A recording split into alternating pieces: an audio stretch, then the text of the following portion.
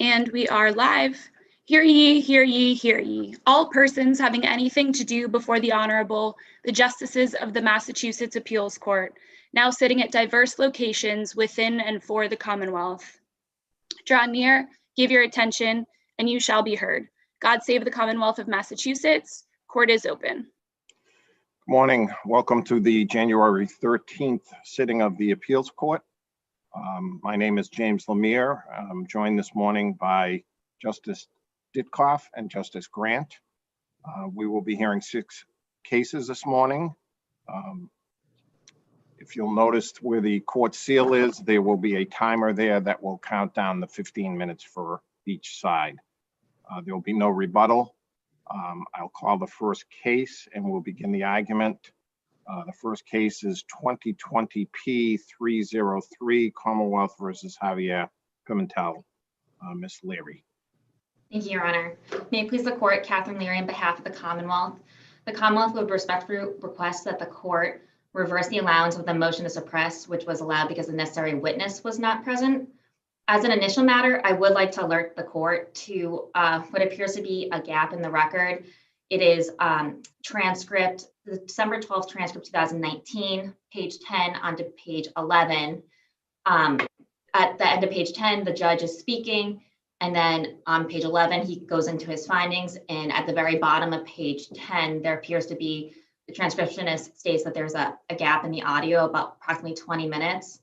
Unfortunately, I noticed this gap in preparation for oral argument late last week, and I apologize for that, but I did reach out to my brother who was counsel at the hearing, and it is our opinion that this is not a significant gap that will preclude the court from deciding the issues on appeal on this record, and we state that because it appears what would be missing would be counsel's argument regarding potential prejudice to a continuance being granted, and the prejudice raised in his brief and the prejudice addressed by the court in its findings are the same. So I did want to alert the court to that and apologize, but we believe that the court can decide the case on this record. And just to clarify, is that at RA 70? I believe it's in, yes, I believe my, 6. I'm sorry, can you repeat the page? The record 70? Appendix number? The bottom of page 70 of the record appendix? Yes, it is, Your Honor. And it just, my eyes went over it, and I do apologize. But counsel and I are both in agreement that the record is sufficient for the court. But I just did want to alert the court to that. And so the issue here is whether or not it was an abuse of discretion for the judge to decline the Commonwealth's request for continuance and grant the motion to suppress. When determining whether to grant a continuance, the court should be looking at the movement's need, the cost, the inconvenience, and prejudice to the defendant. Here in this case, the Commonwealth's need for the continuance was great. Absent hearing on the motion to suppress and allowance of the motion to suppress, the Commonwealth, it's tantamount to dismissal with prejudice for the Commonwealth on the criminal charges. All that would be left that the Commonwealth could go forward on are the civil infraction of speeding. And when viewed in light of that, with whether or not, I think the cases in Clegg, Borders, and even Burston are clear that you're looking for whether or not there's egregious misconduct by the Commonwealth or serious prejudice. Here, it's clear from the record that the Commonwealth and the prosecutor acted diligently to procure the witness for the hearings. The officer was summoned and was made aware of these hearings at each turn.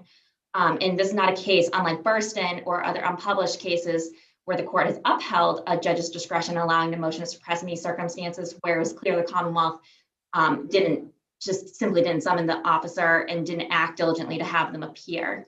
I'd also note that allowance of a motion to suppress in circumstances like this also would turn on whether there's serious prejudice to the defendant. And while there is prejudice, as my brother noted, by the fact that a criminal case is pending, I don't think that rises to a level of serious prejudice that it's not unique to this defendant. And also I would note that in this case, while there were some two continuances because of this officer, there were also a number of continuances because the defendant hadn't filed a motion to suppress for some time, and also due to court congestion.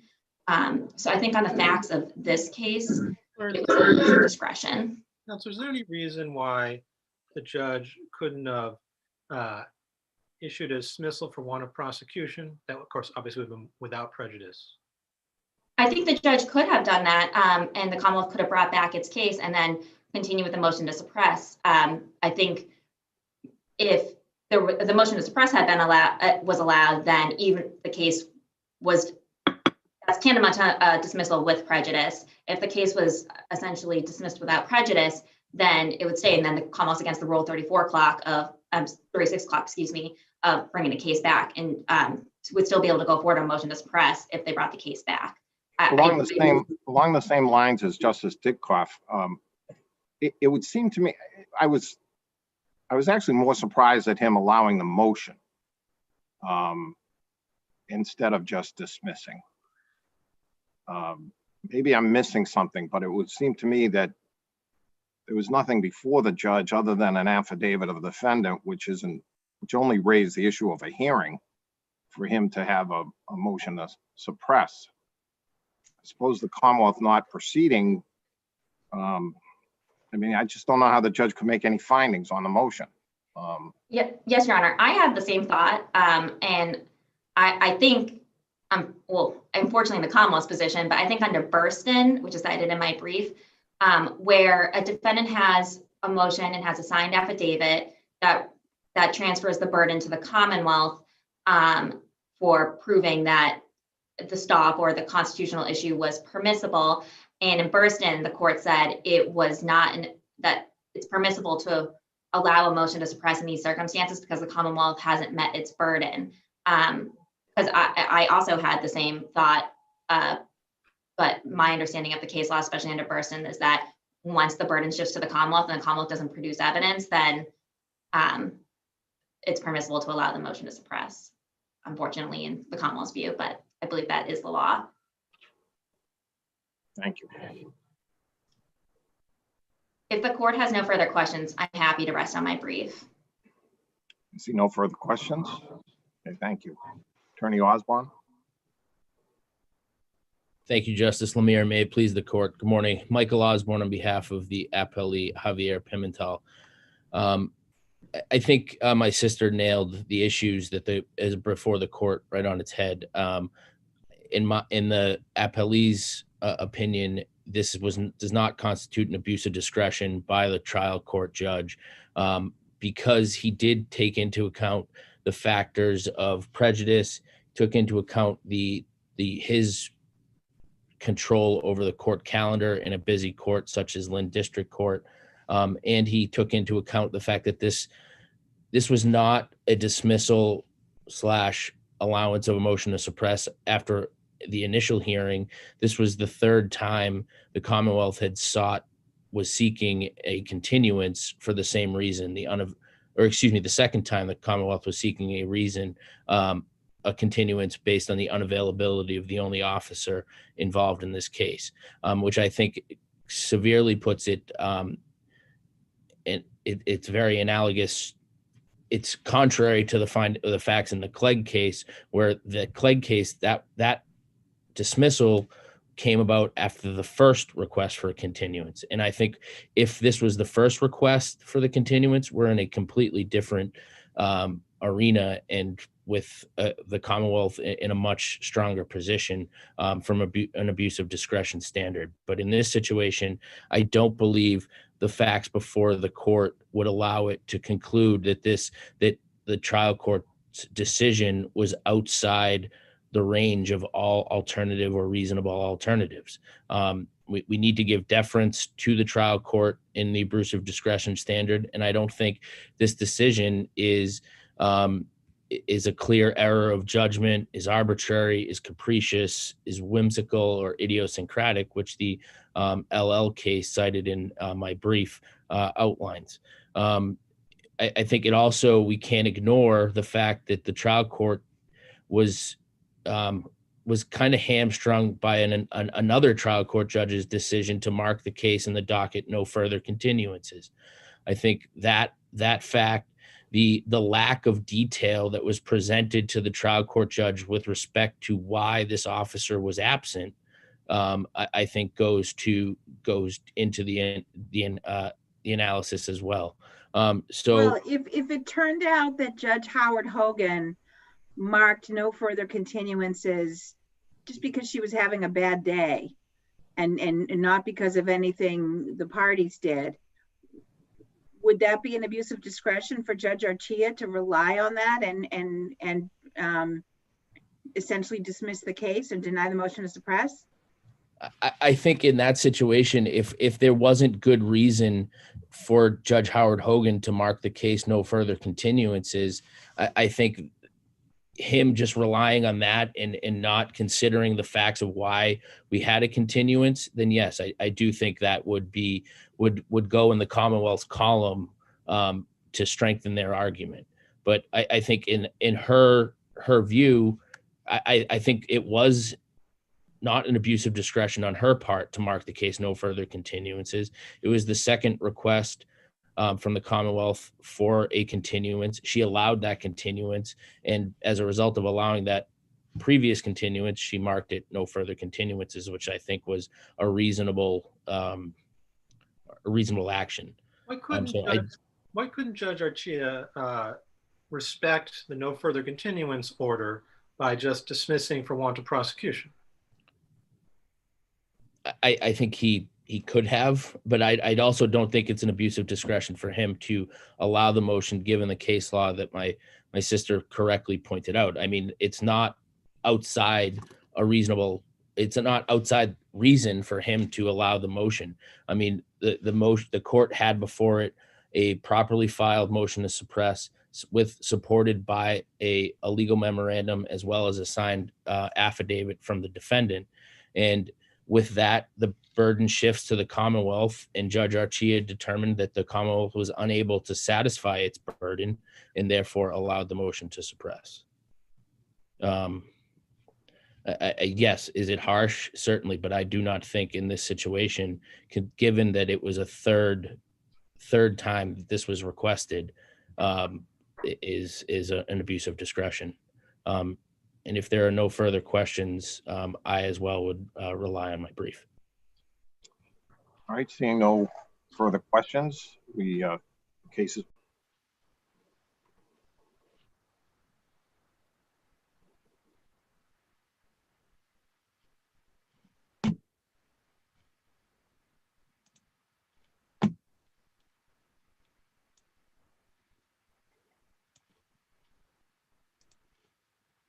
And we are back live and on the record. All right, good morning again. This is the case of Commonwealth versus Jason Galvin, docket number 2019 P1702. Mr. Murphy. Thank you, Justice Lemire, and may it please the court. My name is Brian Murphy, and it is my privilege to represent Mr. Galvin in this appeal. This is an appeal from a jury finding that was a split verdict. This can only be characterized as a compromise verdict, as the counts that they found guilty and not guilty don't follow any logical trail to the evidence. He was found not guilty of 2 counts of indecent assault and battery, and he was found not guilty of 1 count of intimidation of the witness, and he was found guilty on the remaining counts that were submitted to the jury. The first issue is one that I can deal with fairly briefly because the Commonwealth has conceded it, which is that he was initially charged with 1 count of rape of child and 1 count of aggravated rape of child. The interesting thing in this case is that the offending period spanned about a year. And in the middle of that year, on October 22nd of 2008, the aggravated rape statute became effective. So what is unusual about this case is that the testimony involved allegations that occurred over a year-long period, but the indictments themselves were clearly bifurcated on the October 21st date. The Commonwealth was forced to do this if they wanted to have a conviction with the new aggravated provision, which included a 10-year minimum mandatory sentence. And so that is how they proceeded. The problem was the jury was never instructed as such. And so the jury was never told that that October 21st date was important because if he was found guilty of aggravated rape and it was based on conduct that predated the effective date of the statute, that would be violative of the ex post facto clause. Well, as you said, the Commonwealth has conceded that.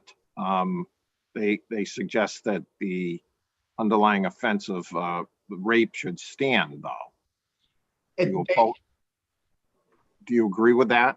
I do not. I think that in this case, both of the rape counts must be vacated and remanded for a new trial. And the reason is because of the way the Commonwealth elected to bring this case. And one of the cases that the Commonwealth relies on is Commonwealth v. Campiti, which is 41 Mass App Court 43.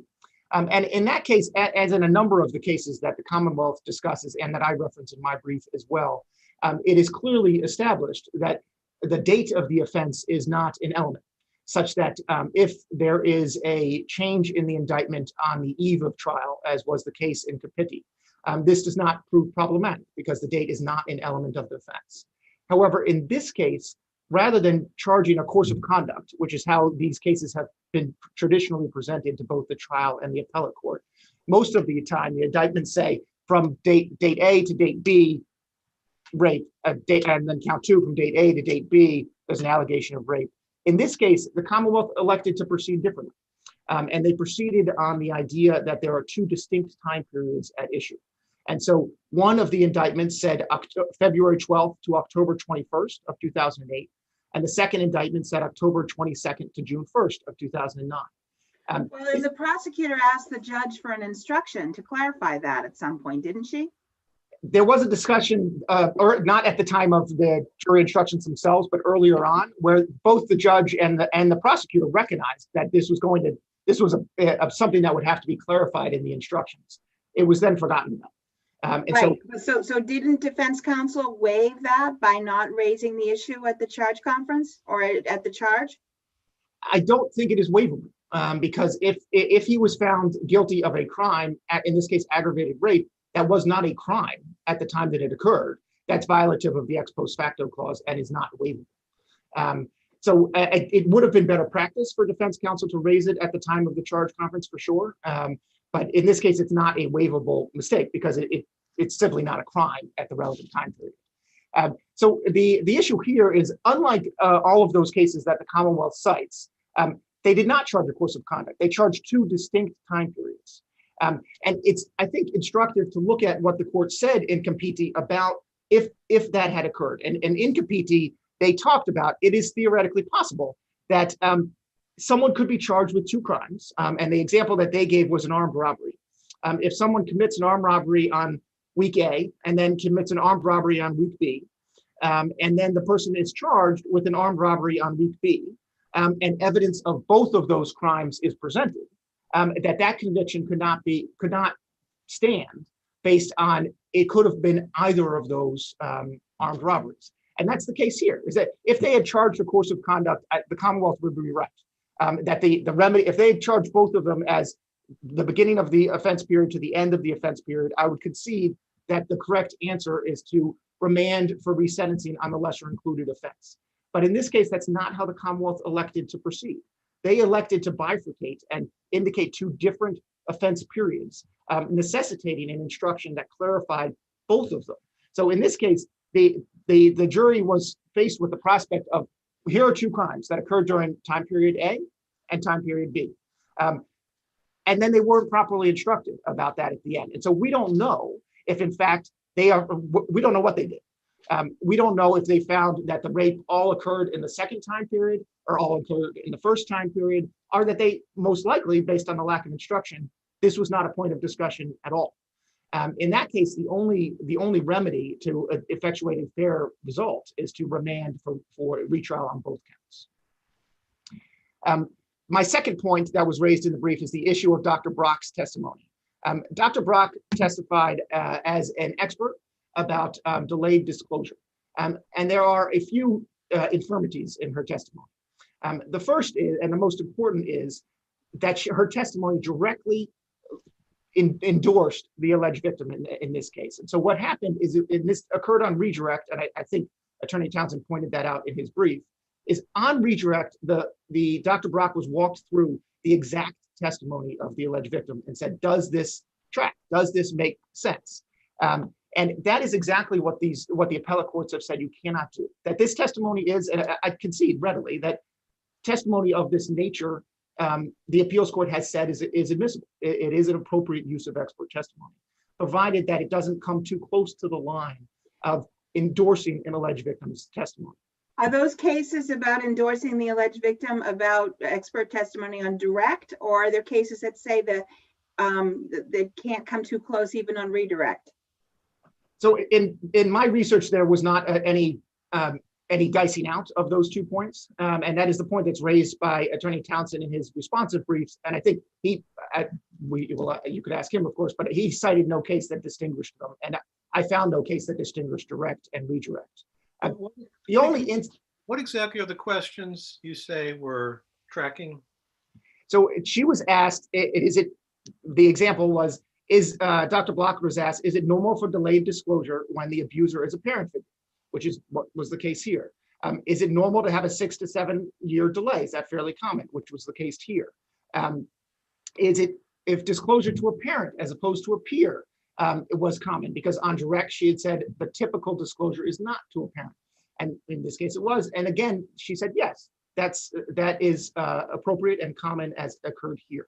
So the challenge is that what Dr. Block did was effectively say, in her direct testimony, she said something that is basically everything is normal.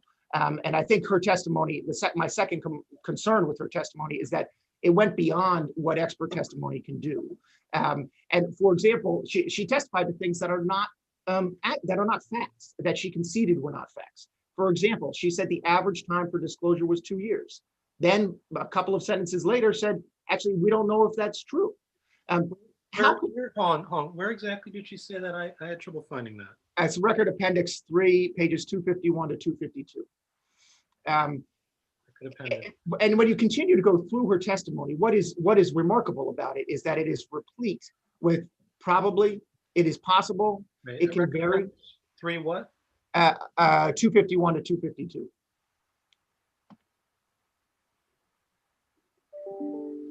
All right, and where does she say, I don't know if it's 2 years is the average? I have to pull the record appendix up. I don't have it open in front of me, but I will do that now. Well, she talked about the fact that some children never complain, right? Yes.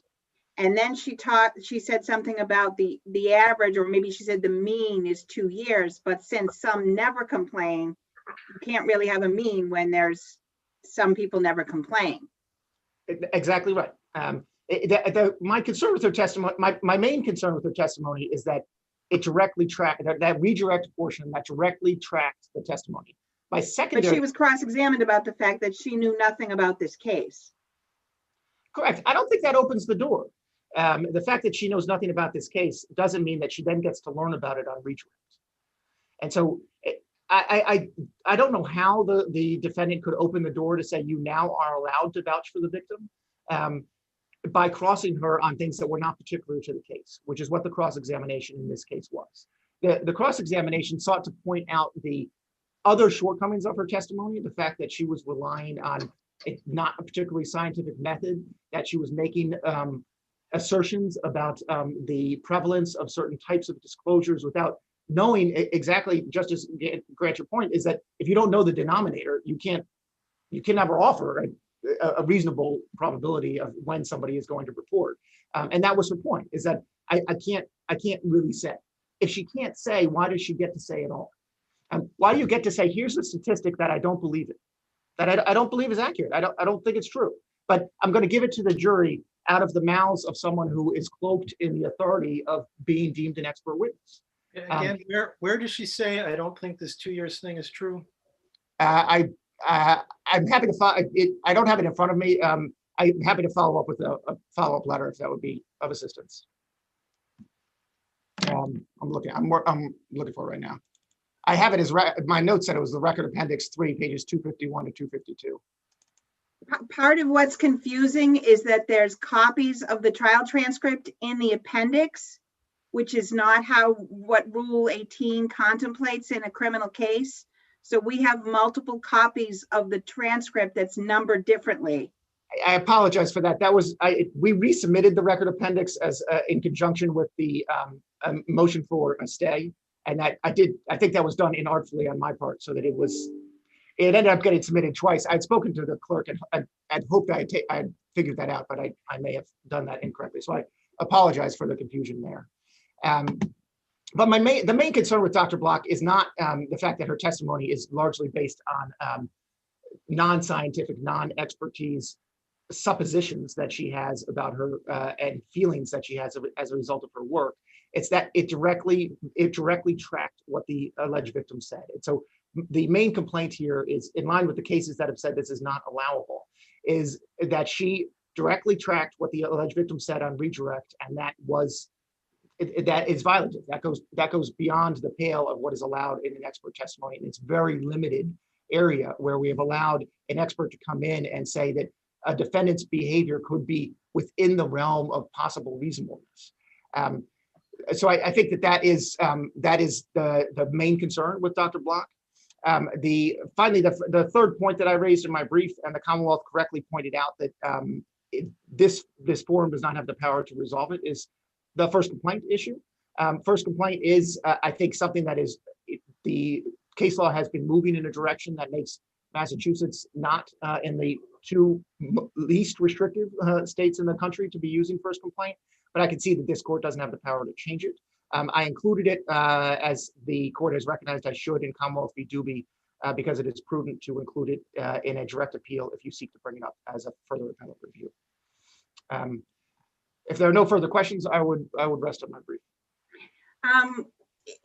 If we did have the power to abolish the first complaint doctrine, would that mean that defense counsel would be precluded from cross-examining the victim about why she didn't tell her grandmother for all those years, or her mother? I think the answer to that is yes. What is interesting about first complaint is that there are versions of it, and in my brief, there's a 50-state survey that goes through the versions of first complaint in all 50 states. And we are in only two of those 50 states that allow the broadest use of first complaint, which is that the complainant can testify as to the subject of the conversation. The first complaint witness can testify as to the subject of the conversation, and there's more or less no limits on that. There's only one other state that has such a broad version of first complaint. Did you happen to look into whether there might be states that have something analogous to first complaint that call it something else? So all 50 states do. There's something analogous, and they have different versions, and that they are discussed in my brief.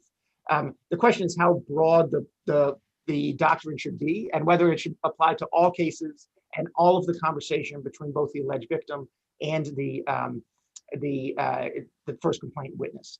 We really are an outlier on that, and I think the SJC has recognized that and has started to. This doctrine has started to change, but. While I find this a fascinating topic, I recognize that I'm in the wrong forum to raise it. Thank you. All right, there being no further questions, Attorney Townsend. Thank you. May it please the court, Thomas Townsend for the Commonwealth. Unless otherwise directed by the panel, I'll address the issues in the reverse order as my brother, beginning with the first complaint issue. And as I noted in my brief, this court lacks any authority or power, obviously, to reverse the Supreme Judicial Court.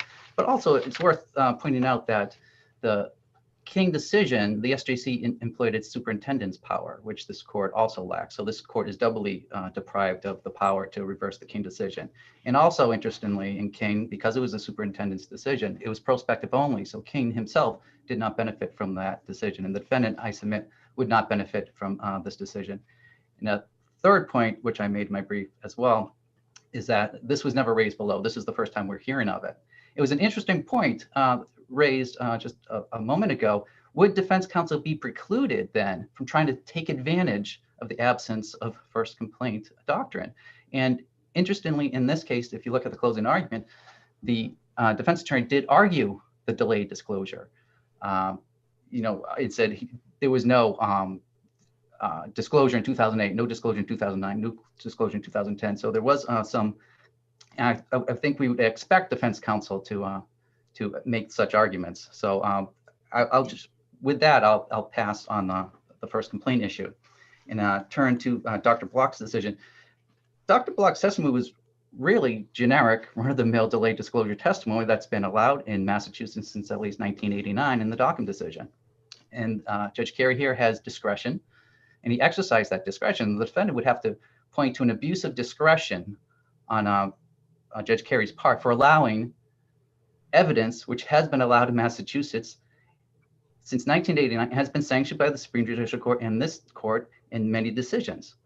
She did not link her testimony to the victim in this case. Now, the defendant in his brief relies quite extensively on the Rather decision from this court. Well, Rather was a decision which involved a defense witness who had examined two of the victims.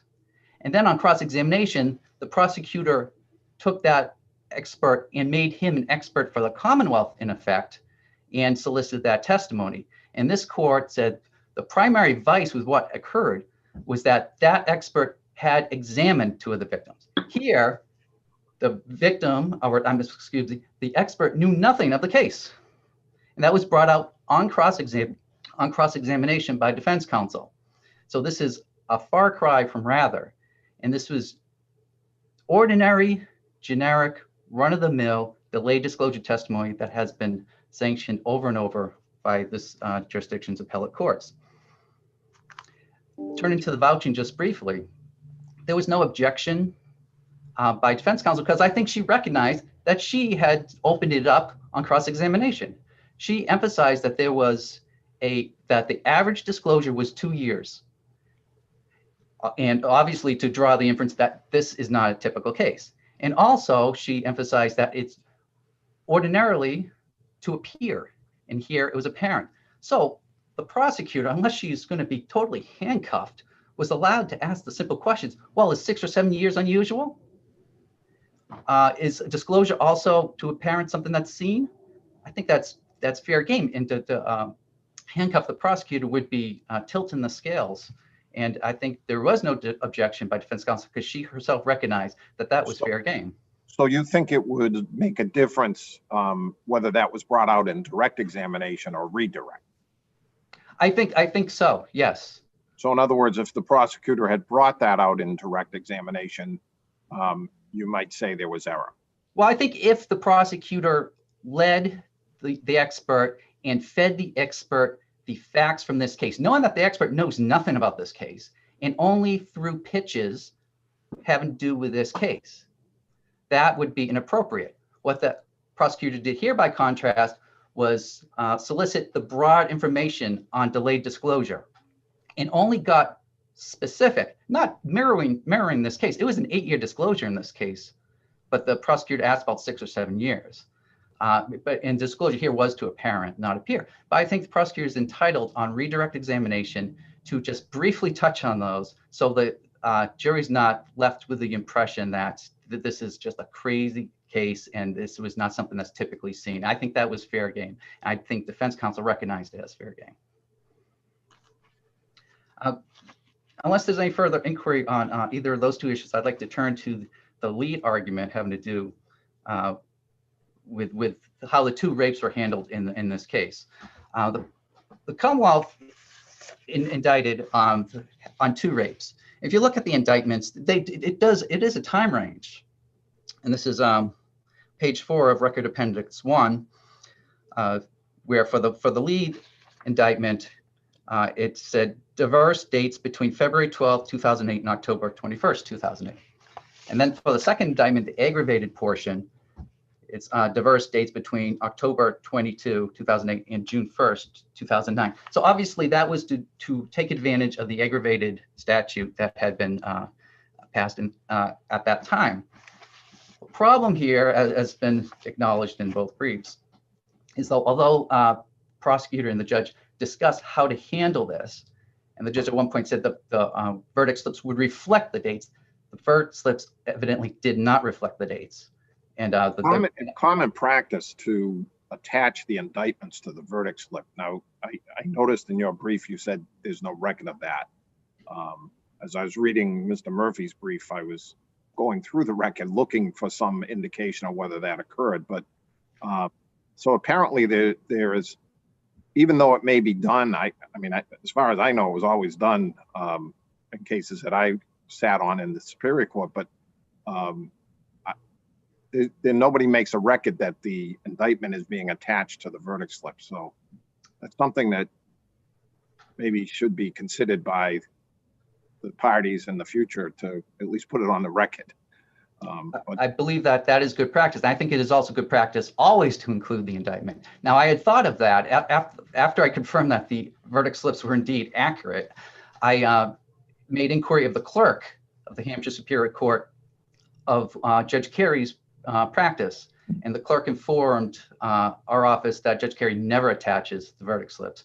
So if he had, or if the record were incomplete in that respect, I would have sought to complete the record in order to save that part of the second count, the conviction. But I acknowledge Judge Carey's practice is not to include the verdict, the indictments along with the verdict slips. So we're deprived of that argument. I wish I had the ability to make that. So what are we left with? We're left with a jury returning 2 verdicts on rape cases, count 1 forcible rape, and count 2 once the aggravated portion is excised with statutory rape. Now, is that a problem that both were jury return verdicts on both? No, because Judge Carey instructed the jury that the 2 acts must rest on separate and distinct actions. There was no risk that the jury would have determined that it was the same act that constitute the basis of the 2 indictments. At the beginning of his instructions, final instructions to the jury, Judge Carey emphasized that. At the end of his instructions to the jury, he emphasized that. And the jury is presumed to follow those, understand and follow those instructions.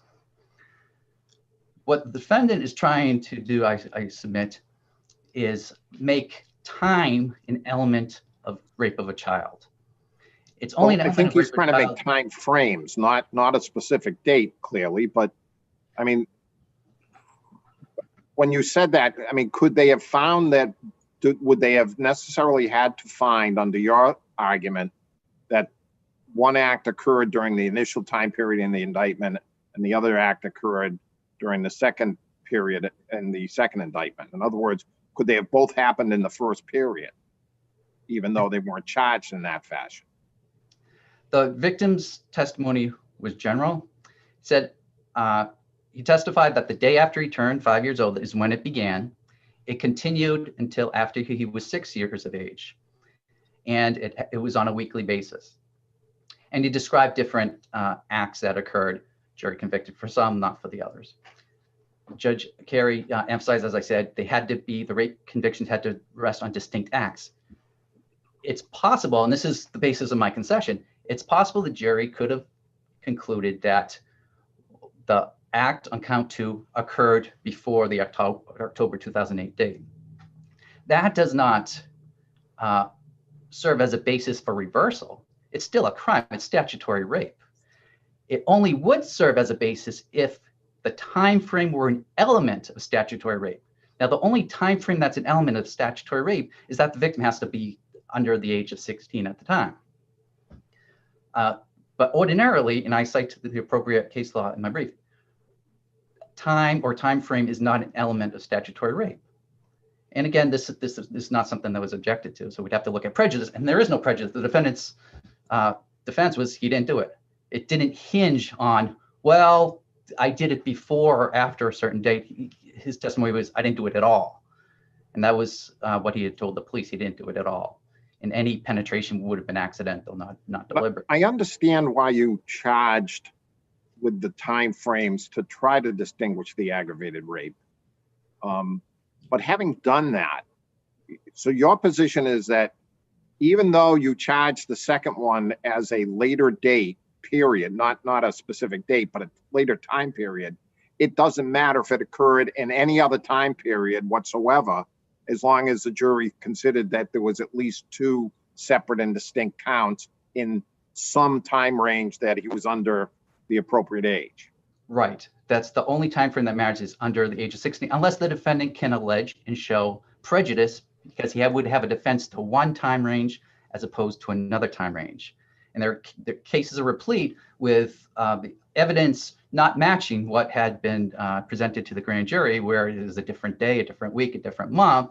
Well, if it's not an element of the offense, it's not an element of the offense. And so, and in the absence of a showing of prejudice, which cannot be done here, the convictions stand. Now, I acknowledge there has to be a remand on count 2 for resentencing under statutory rape, because we could not show that the jury convicted the defendant after the October date on count 2. There's a risk that they didn't, and I acknowledge that. But there's no reason to reverse count 2, and there's certainly no reason to reverse count 1. There's nothing wrong with count 1's conviction. That stands. But I do acknowledge that count 2, the aggravated portion only, needs to be reversed and remanded to the Superior Court for resentencing. Unless there's further inquiry from the panel, I'm willing to rest on my brief. Seeing no questions, thank you.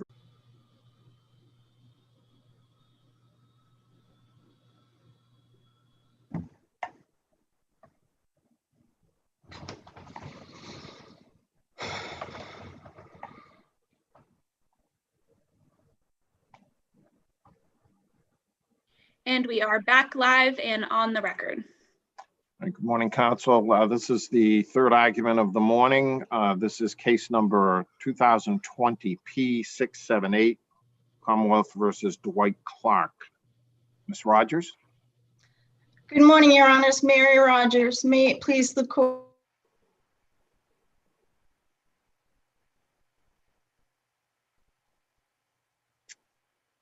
All right, Ms. Rogers.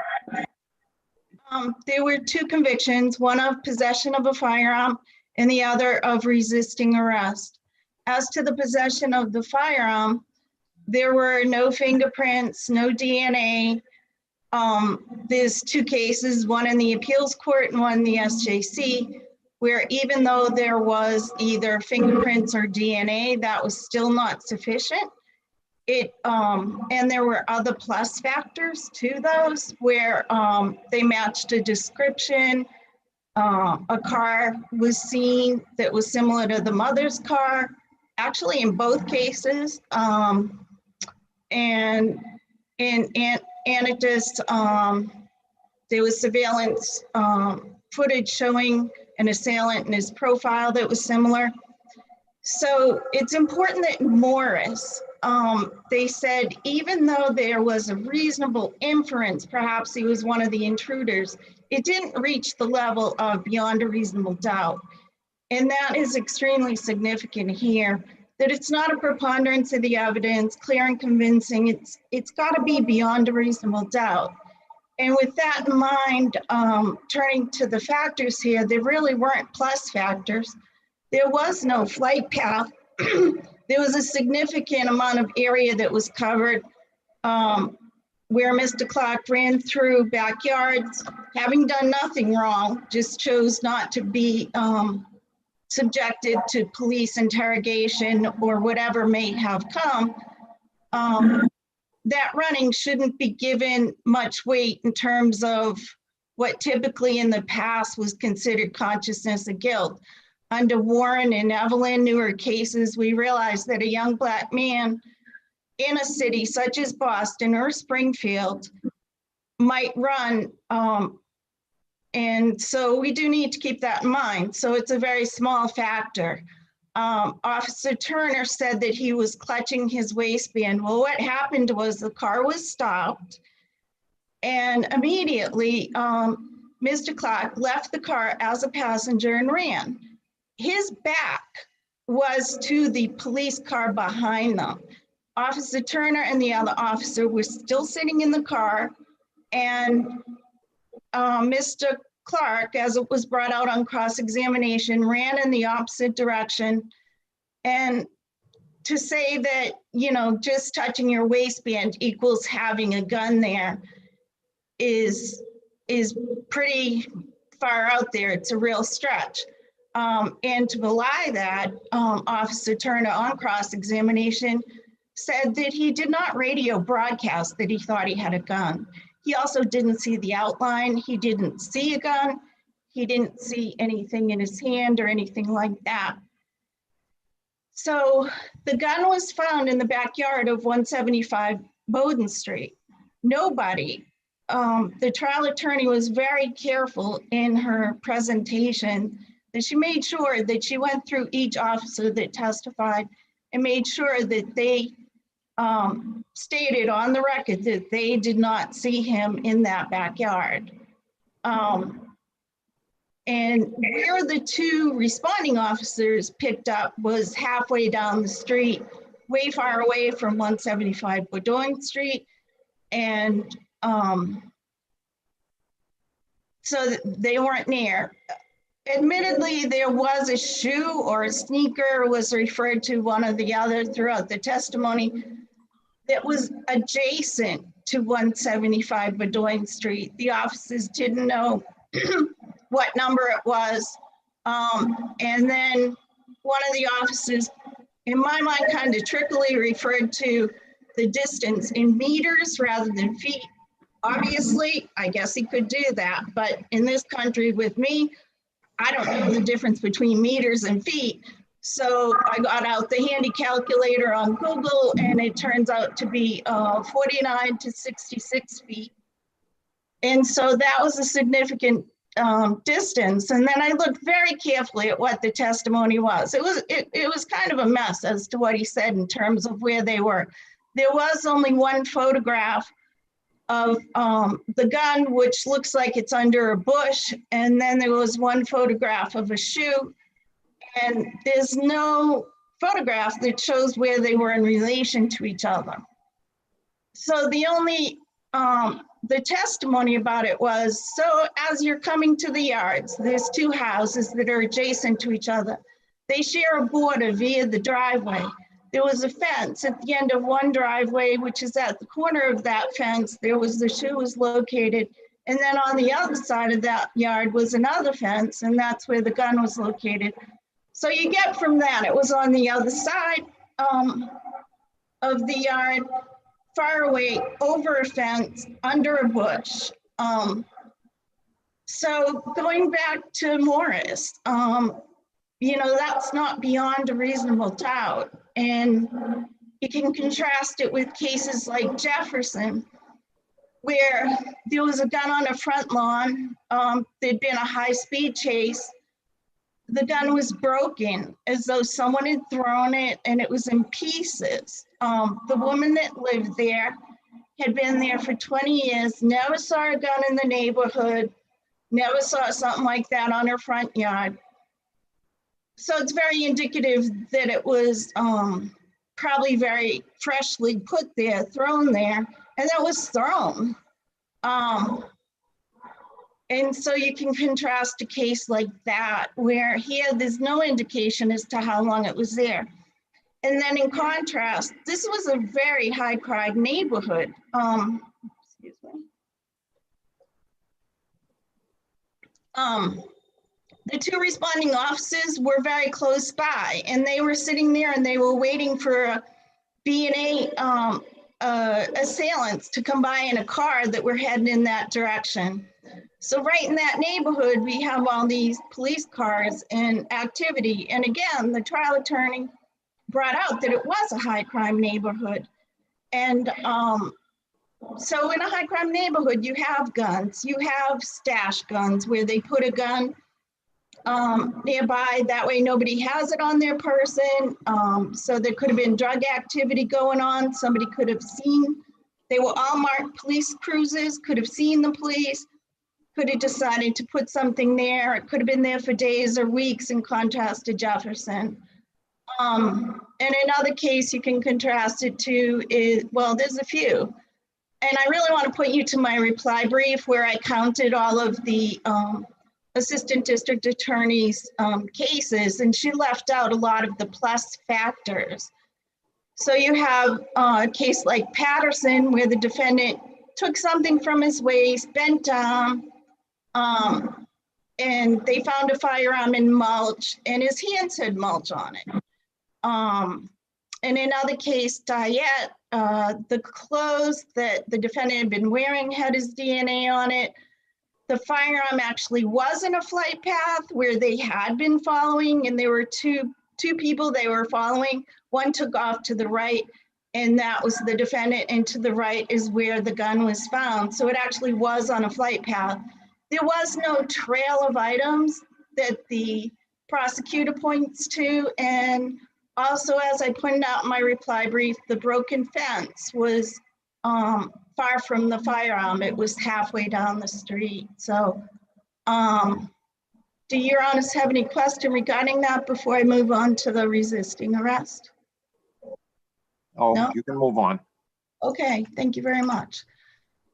So with resisting arrest, it's the time when the arrest happens. It's not before that, it's not after, it's at the time when it happens. So Well, what do you say is the time it happened here? correct. That is when he was actually arrested at, he was running through backyards. And again, it was halfway down the street, and the officers started following him. Again, he hadn't done anything wrong, ran through a yard, and then the next yard between 151 and 131 Bedoin Street is when the fence got broken. So your position is the chase does not constitute an arrest? Yes, exactly, exactly. And there's plenty of case law on that, and it's in my brief. And so, yeah, and then supposedly they chose to chase him, and one of them chose to go over the fence. The other one went around the street. Both of them could have done that, but they didn't. So is it your position, my understanding is for the purposes of search and seizure law, the moment of arrest is when the officer orders the defendant to stop, for example. Is it your position that the definition of arrest is different for resisting arrest than it is for search and seizure law? No, I don't think so.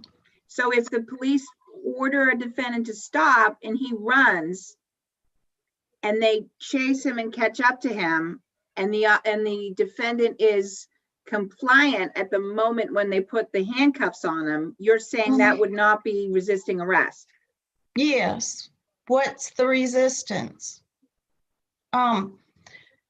So, you know, and going back through the prosecutor's argument, to me, it was pretty obvious, you know, the arrest occurred when they put the handcuffs on him, when he stopped at the end of the street. He probably didn't hear them as he was going along. But it's when he got to the end of the street, absolutely, you know, unequivocally, prosecutor doesn't claim otherwise, at that moment, he didn't resist. And so you can contrast this case with a case like Montoya, where somebody shot at police officers 3 times, took off, ran, went over a fence, and jumped into a canal that was 20 to 25 feet below. Now, that did put the officers at risk of substantial bodily injury. And in looking at the prosecutor's argument, she seemed to focus on substantial risk of bodily injury. So I just wanted to touch on that and point you to a case. It's a civil case, but it explains that bodily injury in the criminal context, substantial impairment of the physical condition, including any burn, fracture, any bone, subdermal hematoma, injury to any internal organ. And that site is 477 Mass at page 104. And it cites particular statutes, one involving children and other involving assault and battery on an elderly. So it's not a stubbed toe, it's not a skin knee, it's something substantial. It has to be something more than I scratched my elbow. And then, you know, on the other hand, there's a case more similar to this case, Quintos Q, where the defendant was a passenger in a car. It was a high-speed chase. Defendant got out and ran. He jumped over fences. He was cornered. He was arrested without incident, not a resisting arrest case. So I was kind of shocked this wasn't granted at trial, but I think, you know, just running from the police, it can be clarified even more so perhaps in this case, that when you look at what I wrote in my brief, I certainly hope that the court will find that resisting arrest was not in this case, and just running from the police isn't resisting arrest. It's about what could happen to the officers, you know, and if they choose to run after him, fine. My client didn't run into a canal or something like that. A high-speed chase, for instance, you know, going the wrong way down a one-way street when it's a busy area, those things would be resisting arrest. But here, running in a backyard, which happens, is not resisting arrest. Counselor, before your time runs out, I have a question about the armed career criminal issue. And it's this: if you're right that this wasn't a proper armed career criminal predicate, then why wouldn't we have to remand for the imposition of the 10D enhancement? Because of Commonwealth versus Richardson, that it was up. Okay. Under Richardson, if a judge has two valid enhancements, the judge chooses one. But if there's only one valid enhancement, and that's the 10D enhancement, then wouldn't the judge have to impose that and actually give your client a higher sentence? No. At the time of the sentencing, that wasn't chosen. And actually, in my particular case, it can't happen because my client has finished his sentence. But no, I did look at that very carefully before I raised this issue. And no, the DA had the right to choose which one they wanted to proceed under. And so that one was dismissed, I believe, was what the ruling was. So what, you know, you can't revive it and start indicting and trying it all over again. That would violate double jeopardy, and double jeopardy applies to sentencing as well. He's already found him guilty of the second offense in the armed career criminal. He just chose, so the guilty's never gone away. The case is still guilty on his record in the sense, but it was the enhancement penalty was chosen as the armed career criminal, which was the lesser penalty. Let me just let me just double check in my brief, because I believe I put it in a footnote that it was dismissed. You can't have two guilties because of Richardson. You just can't. But let me see if I can quickly find it. Well, what would prevent the judge from vacating a dismissal at that point? The court dismissed the enhancement. Footnote 3 in my brief, they found him guilty of second enhancement under 10D, but Richardson, it had to be dismissed. So it would be double jeopardy to try to revive that. Can't do that. In this case, a dismissal's not a not guilty. But that would be before a trial. You know, he was tried in the context of this whole case. It was, you know, your position is it would be double jeopardy. Yeah, exactly. I had to think that through. Exactly. It would be double jeopardy. All right. I notice your time is up. Thank you, Attorney Rogers. Attorney Kohler. Thank you. Good morning. May it please the court. Carrie Kohler for the Commonwealth. The Commonwealth's theory at trial, and in the light most favorable to it here, was that Mr. Clark was a passenger in a car that was lawfully stopped. There was a civil motor vehicle infraction, I recall. And as the officers were approaching the vehicle, they saw Mr. Clark moving around in the compartment, saw him moving towards the storage area in the middle, and reaching towards his waistband as he ultimately ran away from the scene of the motor vehicle stop. Other officers responded to those stopping officers to pursue the defendant. And I'll acknowledge the record isn't as clear as it could be about where all the roads were and where the distances were. However, it was one street that was referred to, Bedoin, and the numbers of the houses are relatively close in numerical order to one another. So I think it's a reasonable inference they were close to one another. those response. You agree under Warren that he had a right to leave that scene? I don't think so, but I don't think it matters in this particular case. I don't think he was free necessarily to just run away, but I think it doesn't matter here, because even if he was, let's say he was free to run and free to run down the street, he wasn't free to enter other people's backyards and cause property damage. And continue to run away from the police when they said, stop, you're under arrest.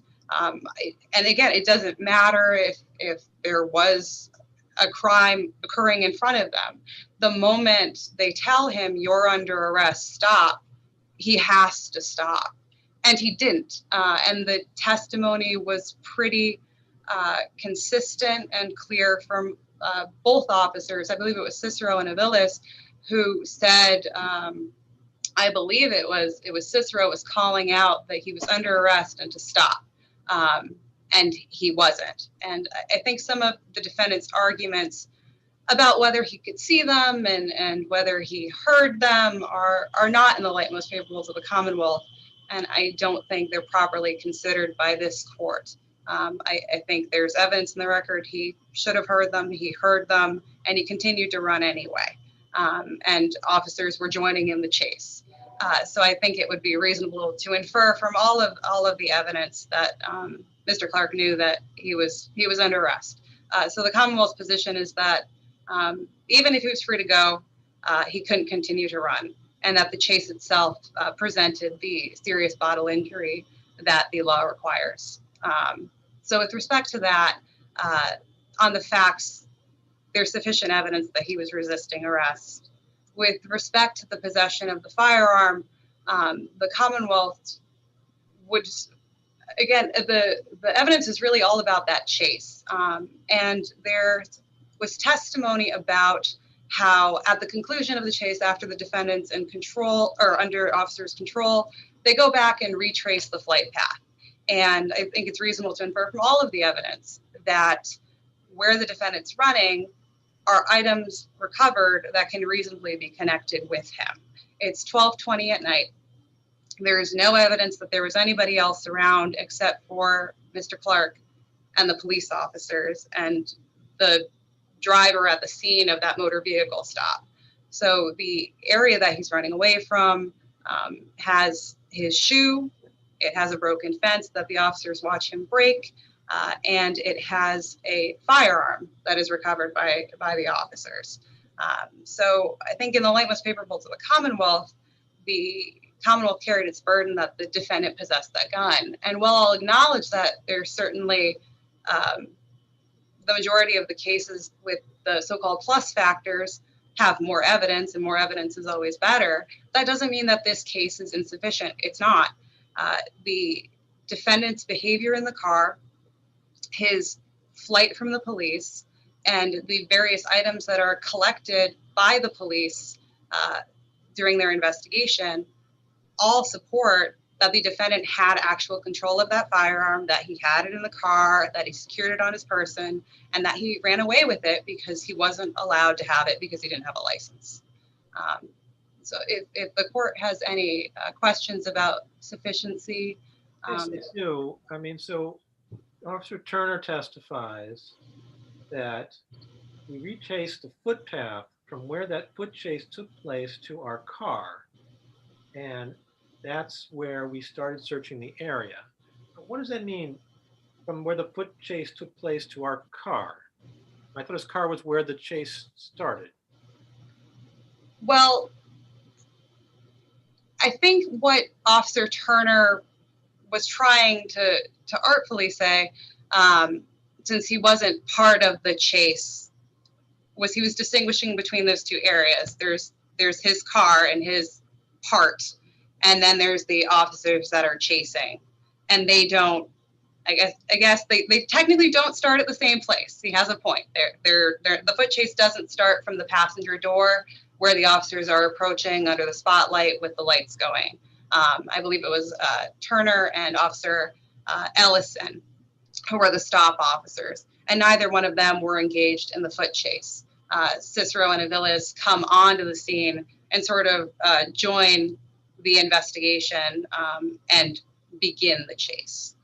So there isn't that continuity of the single officer conducting the stop, pursuing the individual, and concluding with their detention and arrest. But that's the only testimony about the path. How do we have any confidence that this gun was found in the flight path? Well, Your Honor, I would say that testimony is sufficient, and the confidence it's a credibility determination, and that's resolved in based on that testimony, the area where the gun was found was theoretically between where Turner was, where the car was stopped, and where the other officers began their chase. So that was that area before the chase began, but after Turner saw him begin running. Does that make sense? I'm sorry, I think you cut out at the beginning. Turner saw him begin running, and the other officers picked up a chase down the way. Mm-hmm. So the gun was found in that gap between where they began chasing him and where Turner first saw him begin running. Is that? I don't think that's entirely clear. I understand what the court's saying. I don't think that's entirely clear.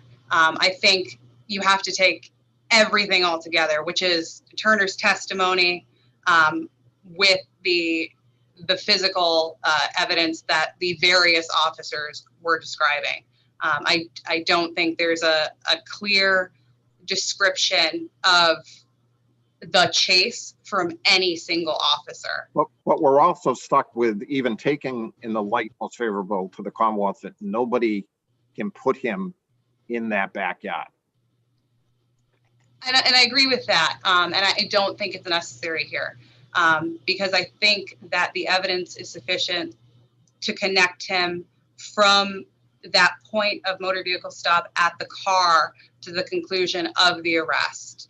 And from the beginning to the end, it's not necessary that he's directly observed because we have the additional, I guess you can call it information from the items that are collected in the backyard that connect him uniquely to that distance. It's not just there's a firearm and it was discarded. His shoe's also there. And he is at least observed traveling and then being pursued by the other two officers. So I think all of those things together create the necessary and proper circumstantial evidence to demonstrate that he was in possession of the firearm that was collected in one of the Bedoin backyards. I think that's fair to state here. And it's clear the jury was only instructed that they had to find that he possessed it in the car. Yes, I agree with that, Your Honor. That's correct. All right. Would the court like me to address the due process claims at this point? Thank you. The Commonwealth's position is that Baez is the controlling case here, even though the SJC didn't address the due process violation for the void and vagueness argument with respect to juvenile adjudications as a predicate. The Commonwealth's position is that the defendant's argument really doesn't differentiate too much in substance from what was before the court in Baez. The defendant raises the challenge that the language of 10G of ACCA doesn't put the defendant on notice of what his prescribed conduct is. And there's two, I think, strong arguments against that. The first is juvenile adjudication is specifically imported into ACCA. It's specifically and explicitly addressed by the definition of violent crime. And the other argument about notice, which I think is sort of the defendant was a juvenile at some point and during the predicate, and he couldn't understand what the conduct prescribed meant he couldn't do. I think that fails as well because the statute, as construed against him, is clear about what's prescribed. You can't have a firearm without a license in the Commonwealth, right? And you can't commit an assault with a firearm against another person. I read the notice as being put on notice that there was a potential for an enhanced penalty in the future. I think even if that's the case, and it could be, I think the court could analyze it either way. I think that is the same here. It's a consequence upon the defendant based on his criminal conduct. It's not unusual, not unreasonable that there are enhanced penalties. The more involved a subject becomes in the criminal justice system. And there's no difference, I'd submit, between juvenile involvement and adult involvement, depending on what kind of statute you're under. And there are, and I forget the name of it, but I know my sister cited it extensively in her brief. There are means to punish a juvenile for subsequent offenses while he or she is still a juvenile. And that moving into the adult arena, it's not unreasonable to rely on juvenile adjudications to serve as a basis for enhancing penalties. And in our particular circumstances, the legislature has prescribed conduct that occurs in one's juvenile years as properly serving as a predicate offense when you are charged with certain offenses in adulthood. And here that's exactly what happened. And the defendant in particular has faced graduated penalties, unfortunately, his entire life. He's come before the juvenile courts, the district court, and the superior court. And so I think in this particular case, notice is not an issue. And in general, it's not an issue because of how the statute is written and the legislative intent is very clear. And I don't, very briefly, I don't see how Baez is holding that a delinquency can be a predicate offense for a 10G enhancement doesn't carry forward for a youthful offender indictment, where the youthful offender indictment is arguably less protective of a juvenile than a delinquency complaint. Just as a point of clarification, it was unclear to me what happened on the youthful offender charge. He received a suspended sentence, violated that probationary period while this case was pending, this case actually, and that sentence was imposed. And it essentially functioned as like an 18-month house sentence concurrent. So he has served a sentence for that. Did he go to trial on that offense, or was he? No, he pled that case out. Okay. So, thank you. All right, seeing no other. Home reconstruction. Your Honors, this is a case that started in the land court, was brought by Mr. and Mrs. Sullivan seeking a judgment that they were the owners of a certain strip of land known as Templeton Way. And Templeton Way is a small paved area that connects and goes in front of some real estate that is owned by Mr. and Mrs. Sullivan. Home reconstruction is essentially advancing three arguments with respect to the appeal. Could I just stop you for 1 second? I'm not sure if you have the YouTube on. I do not. Okay, I'm getting a little feedback. But go ahead. It's Okay. not. I don't, and I turned off the speaker that I have on my computer as well, so that it wouldn't do anything. So I apologize. So the first argument is that while this is a private way, that it was accepted by the city of Boston as a private way for public use. And I understand that Mr. and Mrs. Sullivan in their brief have raised an issue that Home Reconstruction is raising an argument in its appeal that it did not raise at the trial court and should be precluded from raising it.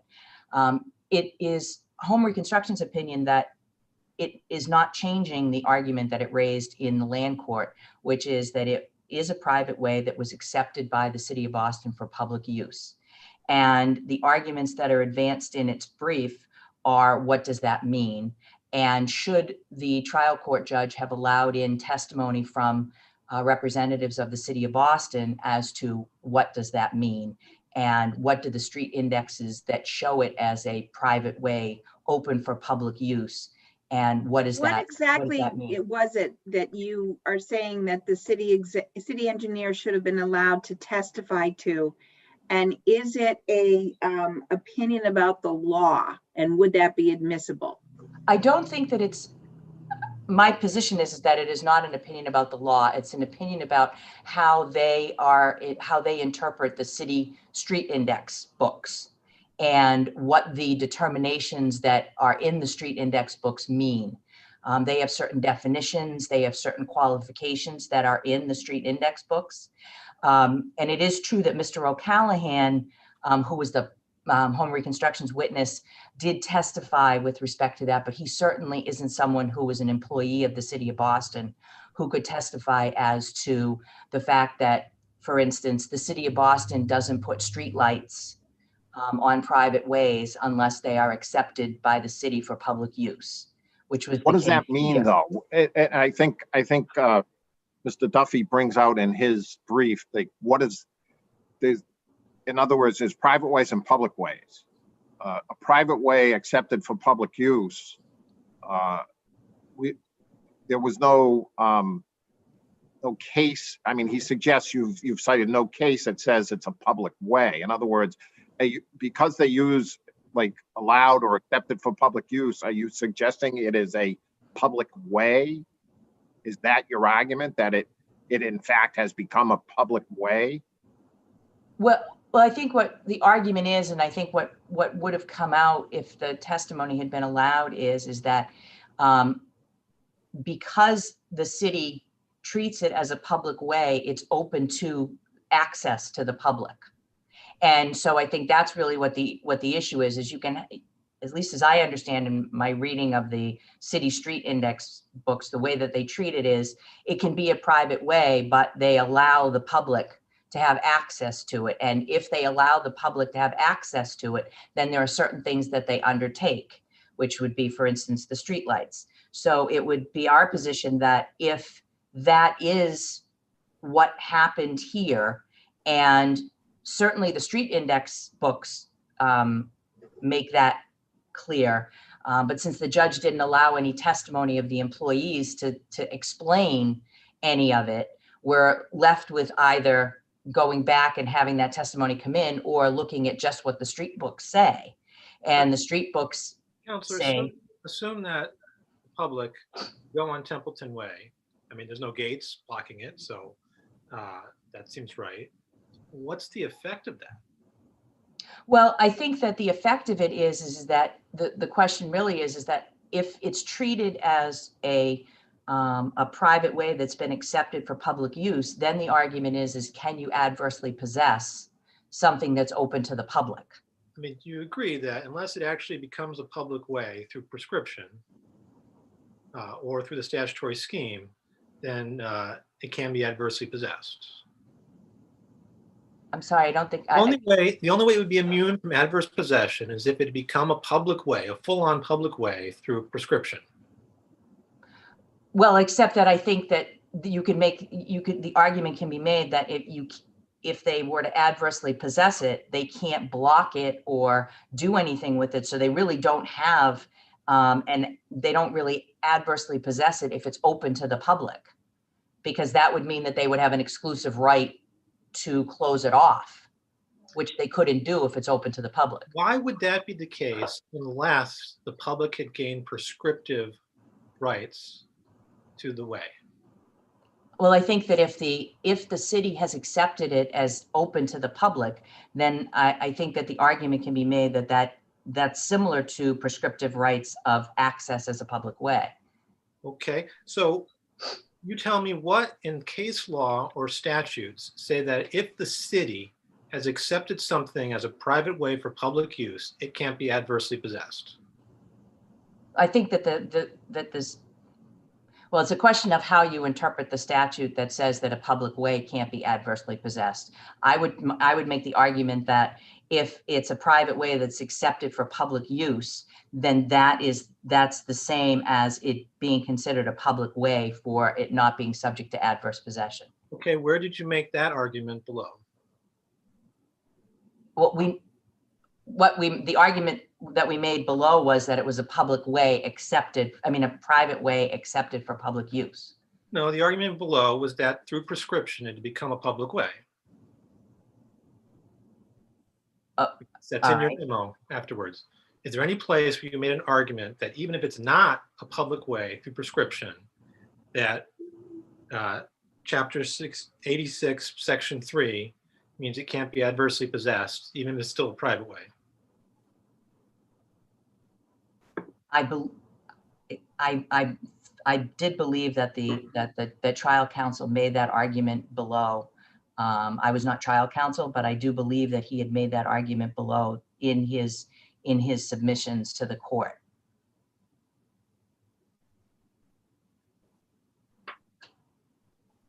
Okay. The second argument that home reconstruction advances is that that the Sullivans have not met their burden with respect to adverse possession. The primary issue or the primary position in this case is that there was this fence that was erected by the predecessor entitled to home construction, and that the erection of that fence and the fact that the fence had been up for a number of years is the thrust of the case as to why the Sullivans have obtained rights through adverse possession. And the trial court relied on primarily two cases. One was Casey versus LaCourte, and the other one was the LaSalle College case. And in my brief, I do distinguish the fact that in this case, other than in Casey, the court said that the fence, that it wasn't just the fence, that the fence alone isn't sufficient to make out a case for adverse possession. And the testimony of Mr. O'Callahan at the trial court was that the purpose of the fence was to keep trespassers out of the property that was owned by Home Reconstruction's predecessor entitled. It was a commercial property, and there were trespassers that were coming in through Templeton Way. And so it's our position that you can't look at just the fence as being the determining factor. And other than the fence, the only other testimony that Mr. Sullivan put forward was that he had never seen anyone else use the way.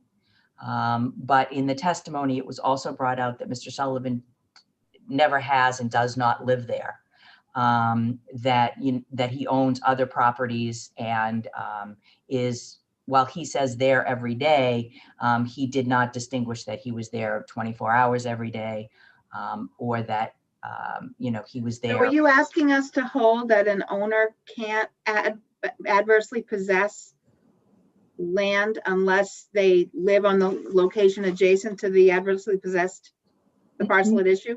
No, not at all. Not at all. That's not what I'm saying. What I'm saying is that if you look at what the testimony was, there was testimony as to what the purpose of the fence was, how long the fence had been there, what the condition of the fence was, which is obviously one element of the claim of adverse possession, is that this fence blocked it off. The other evidence, the only other evidence that there was Mr. Sullivan's testimony that he never saw anyone use the way, and that he was the only one that used it. That he maintained it. Yes, he did. He said that he, I believe he shoveled snow. He testified that he shoveled snow. He also testified that he did not pay taxes on the way. that it's not included in the property that is included in his deed for tax purposes. And I think he said that tenants of his used the way to exit the front doors of their buildings.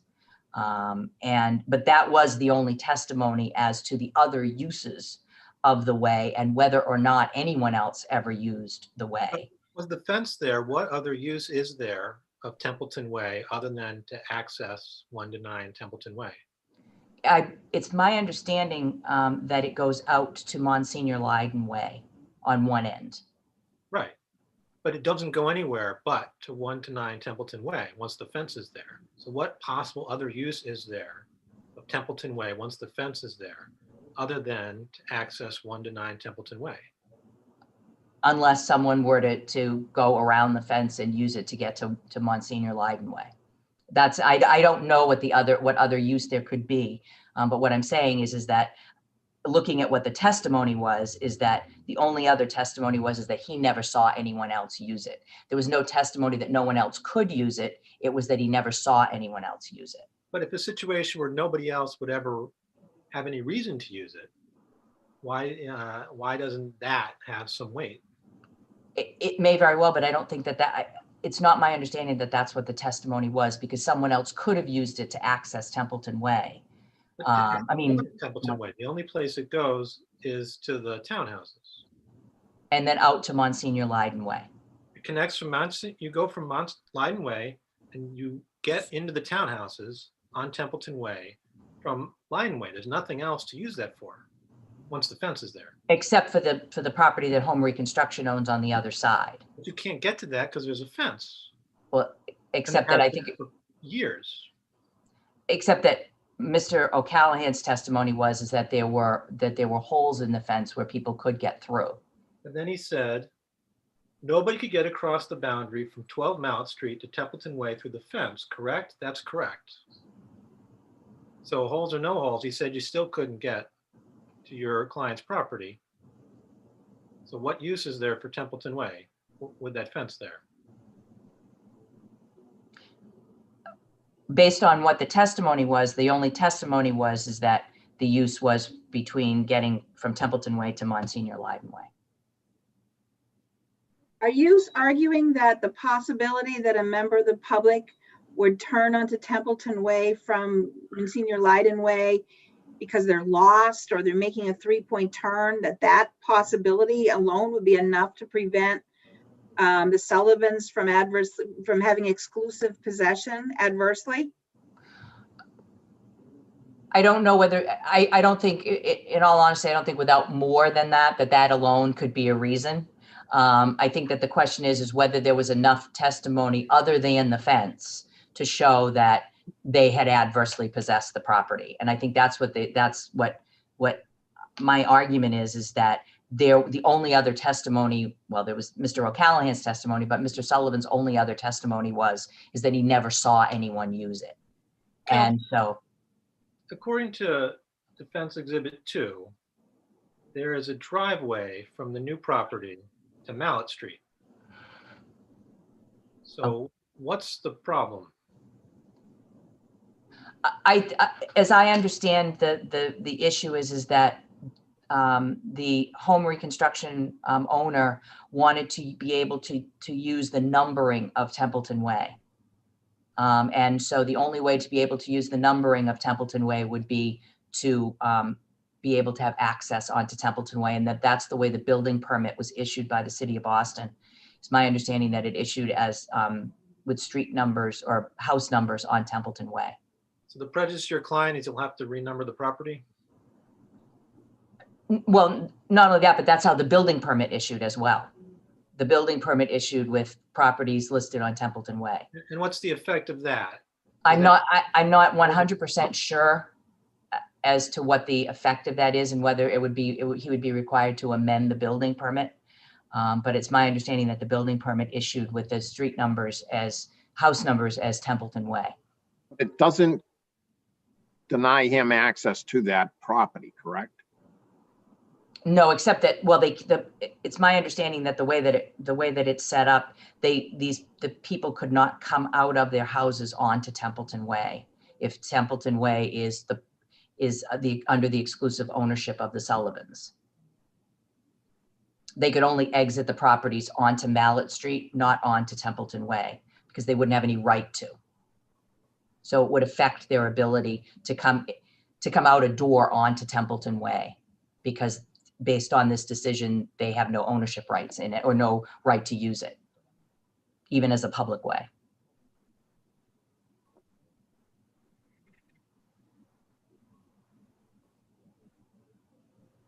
And I see their time has expired. Attorney Duffy. Muted. You're on mute. Thank you. Good morning, Your Honors. I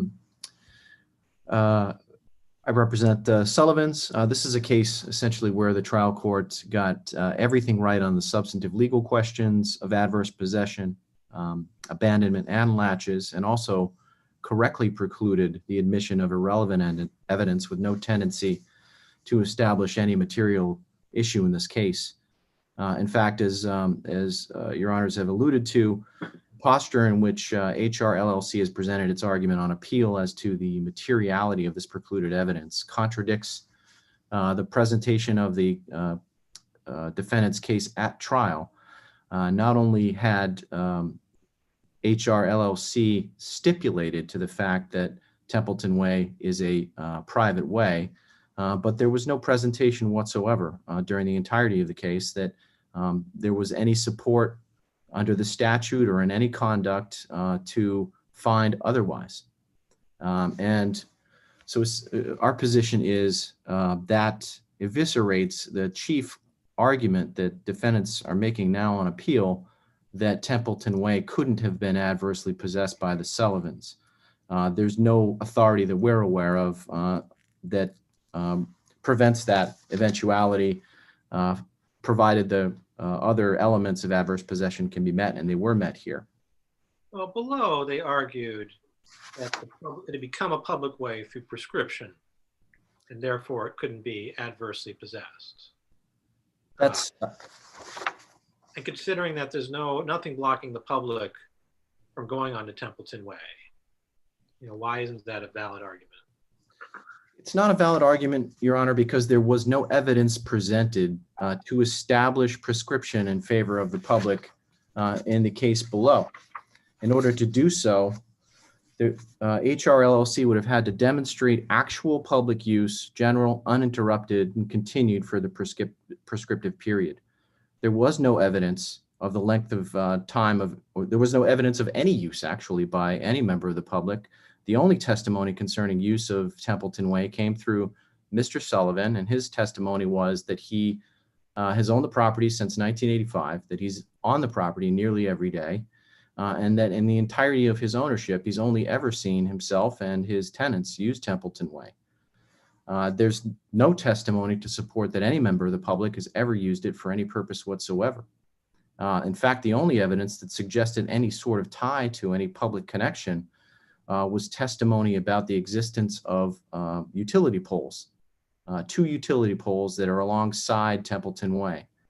There's no evidence that was presented in the case that they are actually on Templeton Way as opposed to being on the boundary or on the adjacent property. No survey evidence, nothing to that extent. There was no evidence concerning any members of the public using Templeton Way for travel by foot or vehicle, and the testimony was undisputed that Templeton Way dead ends behind the plaintiff's property, and that there would be no purpose for the public to travel that way as it doesn't lead anywhere. It doesn't lead to any other ways, parks, or amenities. And the fact of the matter is, no one could go around that fence. The property, the entire property that the plaintiffs own is surrounded on 3 sides by fencing. The only way in and out is to enter through Templeton Way, and there's no place to go to once entering there. You can go in, you can come back out. So there really can't be any serious debate that HR LLC failed to meet any burden to demonstrate Templeton Way had become a public way by prescription. There was no error in the trial court's determination that Templeton Way is a private way. As to the case for adverse possession by the plaintiffs in this case, this is really a consideration of the extinguishment of an easement right by prescription. which requires adverse use inconsistent with the continuance of the easement, or a use which would be privileged if and only if the easement did not exist, and such use is adverse and meets the other prescriptive elements. The trial evidence more than adequately supported the trial court's findings on this issue. The trial court found that Templeton Way is a 12.58 foot wide way, abutted for its entire length by a fence, and to the west by a 10-foot tall stockade fence on the property line between Templeton Way and the 12 Mallet Street property. The front doors on the Sullivan's units buildings all open onto Templeton Way, which is narrow.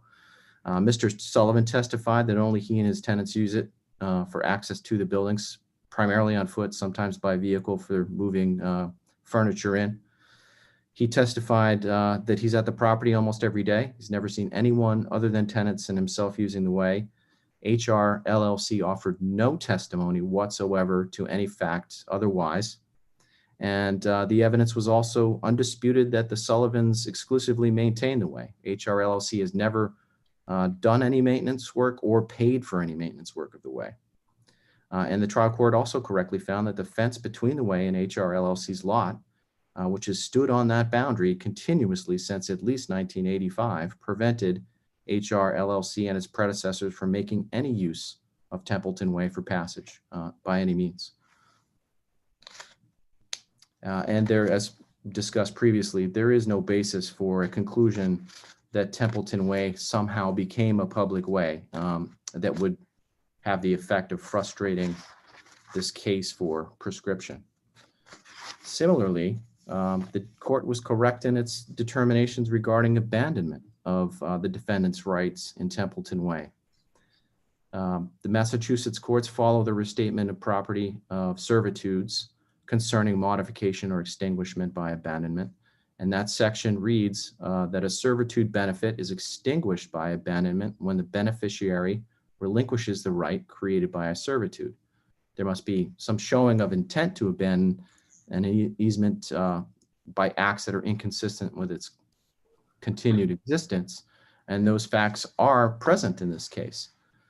The requisite intent can be ascertained from the circumstances and conduct of the parties. In this case, we have a predecessor in title who, it's undisputed, erected a 10-foot tall stockade fence on that boundary line, which contains no gates, no openings whatsoever. There are no holes in that fence that would permit a person, even on foot, to traverse that boundary.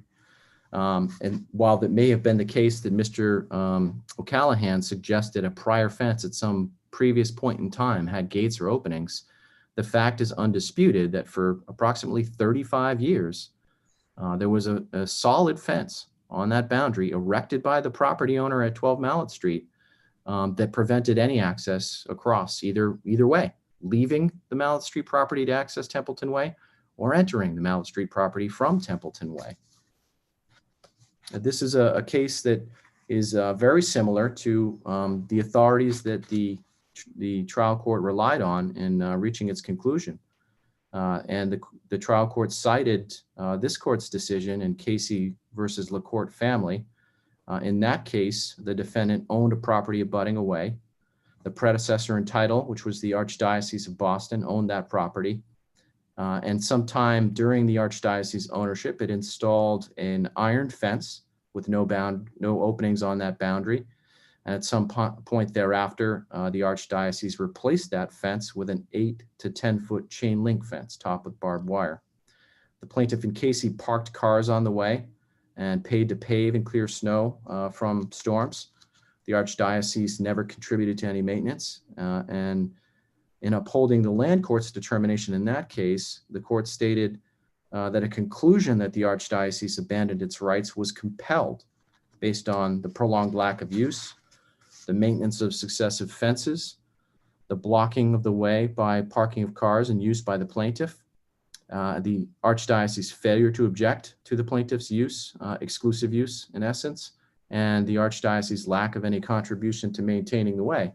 I would suggest that these factors, while they're not identical in every particular, they are identical in every meaningful way to the case that was presented here with the same or similar factors, all I would suggest to this court compelling the same conclusion. And that was obviously what the land court felt as well, and I submit correctly.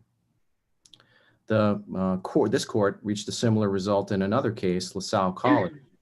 In that case, the court reasoned that the owner of the Servian estate proved abandonment with evidence of non-use, acquiescence in the use of the way by others, and by establishing the equivalent of an intentional surrender of the right of use in the way by the defendant's constructing a fence, separating his property from the way, which remained in place at the time of the appeals court's decision. And that's the same set of facts that would apply here as well. I would suggest that there was no evidence that would have undercut any of the court's findings concerning abandonment in this case. The evidence, which was largely uncontroverted at trial, more than sufficiently established abandonment, and there was no error and no basis to reverse that determination. I would just touch briefly on the defense of latches. I would submit to the court that was properly determined in the land court that the defendant had failed to establish their defense, and that judgment should also be upheld on appeal. Latches is an equitable defense and is must be submitted on the basis that the plaintiff was wrongfully not taking appropriate action and availing itself of its rights. So I would submit there's no evidence to support that determination in this case. In fact, both parties testified that nobody on behalf of HR LLC informed the Sullivans about HR LLC's plans to purchase the property or to develop it with any additional building. HR LLC commenced its redevelopment only after obtaining a building permit. There was no need for zoning relief, and therefore there was no public hearing or other notice requirement that had to be met that would have brought the Sullivans' attention to what was planned or what was going on the property at 12 Mallet Street. And for approximately 35 years or longer, a 10-foot tall stockade fence did all the talking for HR LLC, and the message it was delivering was, we can't access Templeton Way. We have no way to do it, and therefore we clearly have no intention to do it. As Mr. Sullivan testified, for the first time that he became aware of any plans by HR LLC to try to make use of Templeton Way was when he observed construction of foundations on the 12 Mallet Street property. That prompted him to have a discussion with the representative, the construction person who was working on site at that point in time. And that person indicated that there was an intention for either foot traffic or vehicle traffic to come into 12 Mallet Street over Templeton Way. Mr. Sullivan testified that he said at that point in time, in words or effect, that we'll see about that. Shortly thereafter, Mr. Sullivan's counsel delivered a no trespass letter to HR LLC, and then this action was filed about a year later. There's no evidence in the record to establish that HR LLC did anything between the time of that conversation that Mr. Sullivan had with the construction person and when this case was filed to make any material change of its position or reliance on anything that Mr. Sullivan had done or not done. There's no evidence that HR LLC suffered any prejudice during that period of time or that it suffers any prejudice now. In fact, based on the evidence in the case, we submit the trial court properly found that the Sullivans acted reasonably and diligently in bringing this action after learning the facts that were necessary to put the Sullivans on notice that there was a claim by HR LLC to a right to use that property. In addition, we would submit that HR LLC has not come forward innocently and with clean hands in this defense. The fence was constructed on HR LLC's property a long time ago by a predecessor in title. Mr. O'Callahan, who was the witness for HR LLC, testified that he was aware of that 10-foot tall fence when HR LLC purchased the property. HR LLC did no research, took no action to determine what rights it had or what obstruction to its intended plans that fence might present. Did not inquire as to the length of time it was there or what the circumstances was. And HR LLC claims that it had to submit it had frontage on Templeton Way in order to get street numbering. The evidence demonstrates, however, that HR LLC knew there was not any existing practical or effective access to Templeton Way to support its claim of any usable frontage there. Nothing in the record establishes that HR LLC made the presence of the fence or lack of practical access apparent to the city in any of its requests for building permits or building numbering. And whether it made a representation concerning that frontage, express or implied, it was made with knowledge that there was a fence there. We submit that HR LLC had no reasonable expectation or claim of rights to use Templeton Way.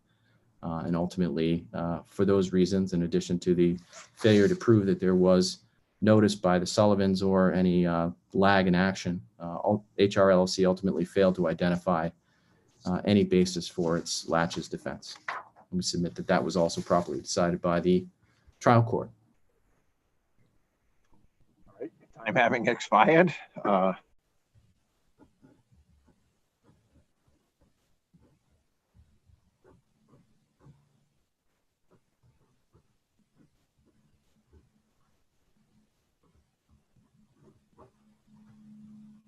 We are back live and on the record. Right. Good morning. This is the fifth case of the day. It is docket number 2020P0082, Department of Children and Families and Another versus Mother and Another. I just caution the parties that there is impounded material here.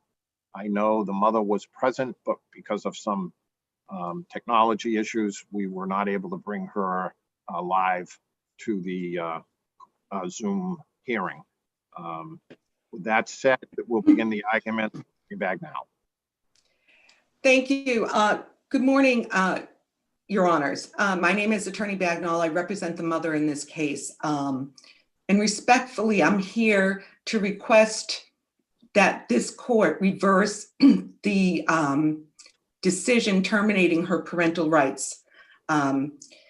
This is a case that involves a mentally challenged mother who, at the time of trial, the judge recognized had not been afforded the same opportunities that other parents without disability are afforded by the department. This is a case that's 6.5 years old, but 3.5 years into the case, after the first trial in March of 2017, the judge made findings, specific findings, that the department virtually had done nothing by way of efforts, reasonable efforts, in helping mother achieve or demonstrate her ability to parent her daughter. This is a case where from the moment that the child was born, the department came in and took the child from mother, and the facts support the contention that the department throughout this case never had an intention of returning that child to mother. Child was placed in a pre-adoptive home just 8 weeks following, sorry about that. Just 8 weeks following the removal, her birth, child was placed in the pre-adoptive home. Just 6 months following the removal of the child, the department changed the goal to adoption. Following that change of goal to adoption in February of 2015, the department for 3 years essentially did nothing to help this mother. The judge held that the parent aid for 6 months was reasonable efforts on the part of DCF. Why isn't that reasonable efforts? I would argue that the parent aid was too little and too late to constitute reasonable efforts. The parent aid was not appointed. So to continue in answering your question, there was a parent aid appointed to mother. That service was provided in June of 2017, 4 years after the child had been taken from mom. The parent aid worked with mother for approximately 6 months. There's scant evidence and findings regarding the parent aid. I believe there's only two findings, finding 287 and 288 made by the judge, that there was little evidence offered as to what the parent aid did with mother. The findings regarding the parent aid was that the parent aid found that mother often became frustrated with topics such as housing, the department's lack of efforts, services with her, and sometimes during their sessions focused more on that than, quote, what the task that the parent aid was trying to demonstrate or teach mother. Those tasks were never identified on the record. They never were explained to the court. And that essentially is the only service that the department offered mother, other than the visits that took place 2 hours weekly from March of 2017 through December of 2018. In addition to the lack of services that the department provided mother, also the treatment of mother, the differential treatment of mother by the department. Mother contends that the facts and findings of the judge taken together are not detailed enough to substantiate the finding that mom's cognitive limitations somehow render her unfit to parent her daughter. There's ample evidence on the record that mother was able to parent her daughter, given the limited circumstances in which the department allowed her to demonstrate that. The evidence against mother and in support of the court's termination of her parental rights is scant. Just a couple of examples: mother arguing with the department about not putting a helmet on the child when she was on a tricycle, mother taking too much time during a visit to put together a stroller and not paying enough attention to the child. And again, another visit where mother, at the request of the child, took too long to put together a video game. The evidence on the record and concluded by the court was that mom did make improvements from the first trial to the conclusion of the second trial. And the trial court puts great emphasis on even the fact that she made those improvements, but the fact that she was never given an opportunity to demonstrate her ability by the department. The court was not able to say with certainty that mother would be able to parent her daughter. And so the two issues were intertwined, is what counsel is arguing. Never was a visitation. Are you arguing that unless a parent has unsupervised visitation, DCF can never show that it's made reasonable efforts at reunification? I'm arguing that the department didn't go to unsupervised visits in this case based on nebulous concerns. They never established why they didn't go to supervised visits, other than just saying they didn't feel comfortable.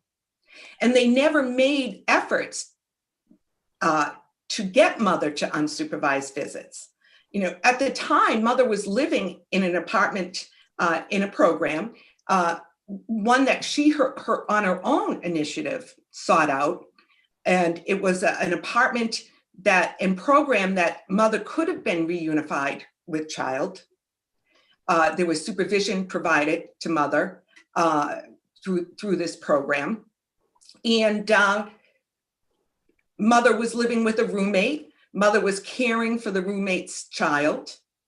It's inexplicable that the department didn't go to unsupervised visits in this case. But again, mother's arguing from the time the child was born, the department never had any intentions of returning this child to mother's care. And the rationale for the department was that mother was cognitively limited and unable to care for her child. But there's great contradictory evidence to that. Mother was able to find housing. Mother was able to provide transportation for herself. Mother, at the time of child's birth, had ample supplies for child. Mother had a job, 2 jobs during the course of this case. And mother, at the time of the second trial, was enrolled in college, seeking out an associate's degree.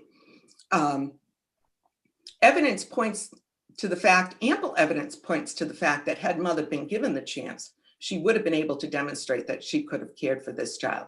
Well, couldn't the judge base her opinion on the bonding evaluation though?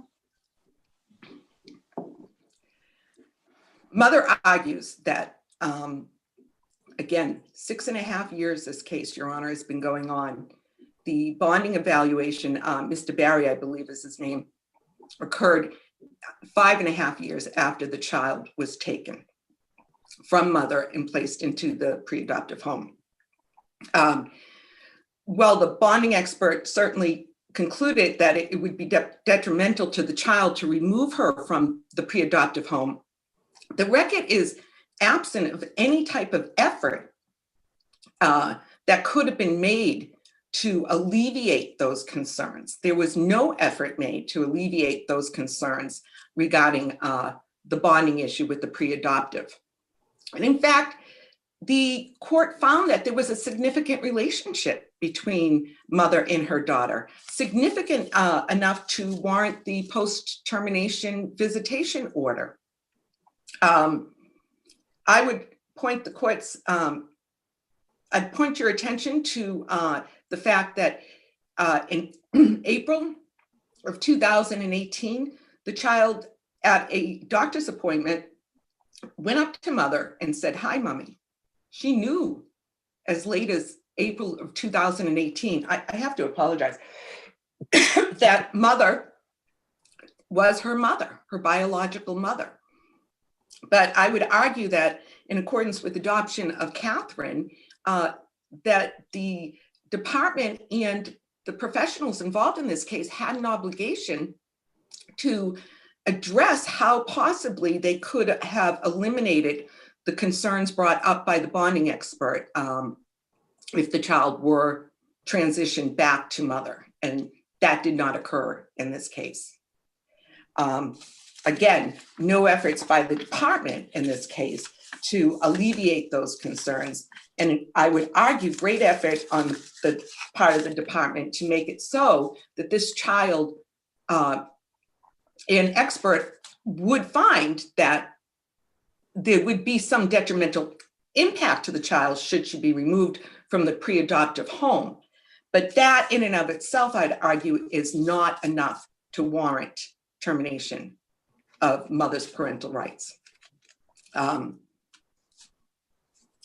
I would conclude by respectfully asking this court to look at the whole record, which in its entirety, 6.5 years, the findings of this particular trial judge are particularly troublesome. Repeatedly throughout her entire findings, first after the first trial and after the second trial, the judge acknowledges that the department did nothing other than the parent aid for 6 months. And respectfully, I'd ask this court to reverse the lower court's decision and to remand this case and on both the issues of reasonable efforts and the fact that given the issue of lack of reasonable efforts, the trial court could not make the specific findings required to permanently sever mother and daughter's relationship. And do we know anything from the record about why the parent aid use ended when it did and why there wasn't another parent aid? No, the record is silent to that. Mother did acknowledge at the second trial that she benefited from that service and that she could use that service again. But the record is silent as to why it was terminated or ended and only given to Mother for such a finite period of time, which was approximately 6 months. If there's no more questions, I'll be happy to rest on my brief. All right, thank you, counsel. Thank you. Are we going with Attorney Frizzoli? Yes, Your Honor. Okay, go right ahead. Thank you. I guess good afternoon, Your Honors. My name is Carol Frizzoli, and I represent the Department of Children and Families in this case.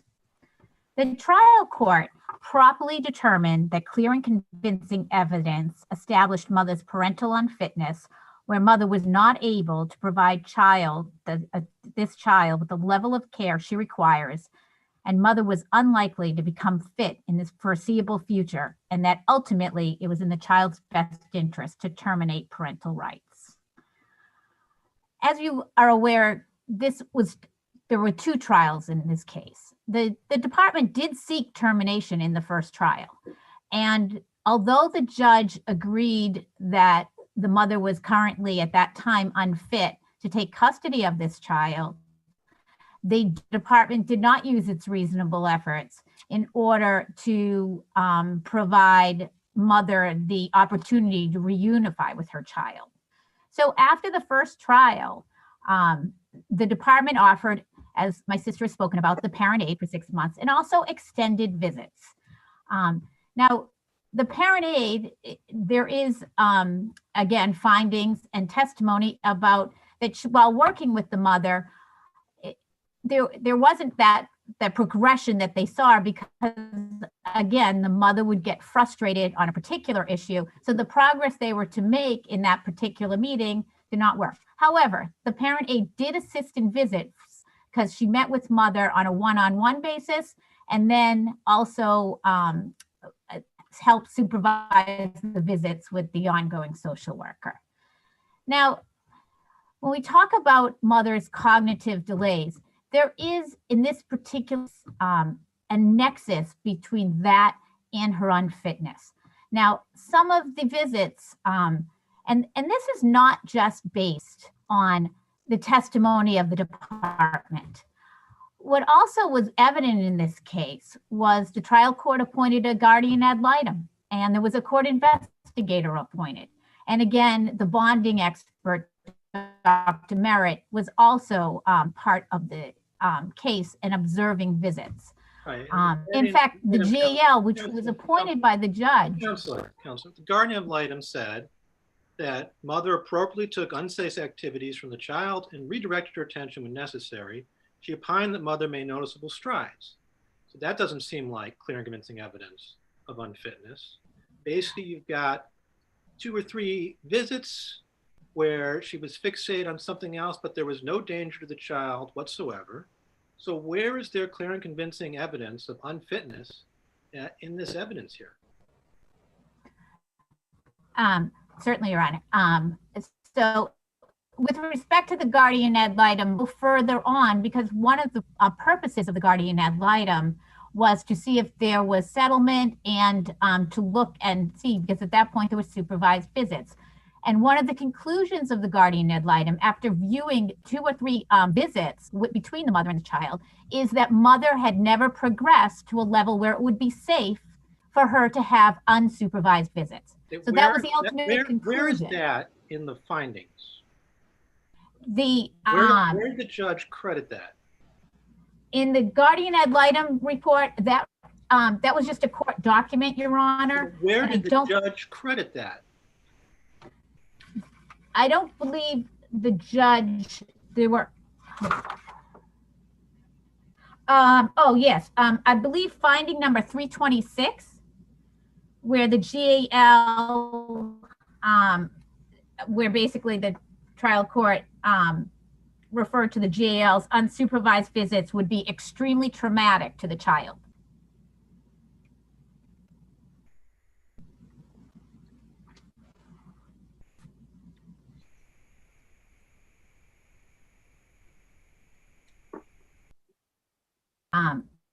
So in addition, Your Honor, it wasn't just the mother's cognitive abilities and the visitation. What also was really a primary factor in this case were the fact that mother lacked supports. The mother herself acknowledged that she would need assistance with the child, and she had no reasonable supports. The judge specifically found that mother's support plan, which was her mother and sister, was not a reasonable one. In addition, we have the child's special needs.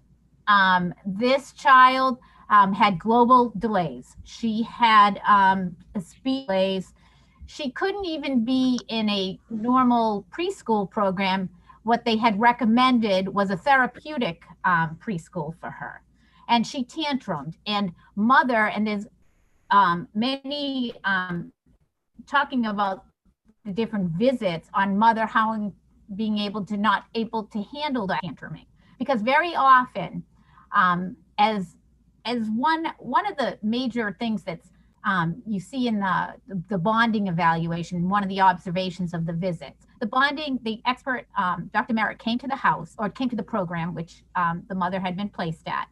And during that, she walked by the daycare center in that house, and the child became anxious and started hanging underneath the legs of the social worker. Mother didn't even notice. And that was a regular theme. Counselor, where's that in the findings? With respect to mother's, the findings number 345 and 346, which talk, it's number, that's what starts out as factually the stroller visit, I call it, which is finding number 322. But the bonding experts, Dr. Merritt's conclusions after that visit is at findings 345 and 346. So again, it wasn't just the department saying that mothers, didn't get to a level of unsupervised. We had a court investigator. And again, all of them came to that same conclusion, that it wouldn't be safe to have mother have unsupervised visits, and be able to parent this child on a full-time basis. So again, with respect— Counselor, I see that in 326, the judge finds that the GL opined that unsupervised visits could be extremely traumatic.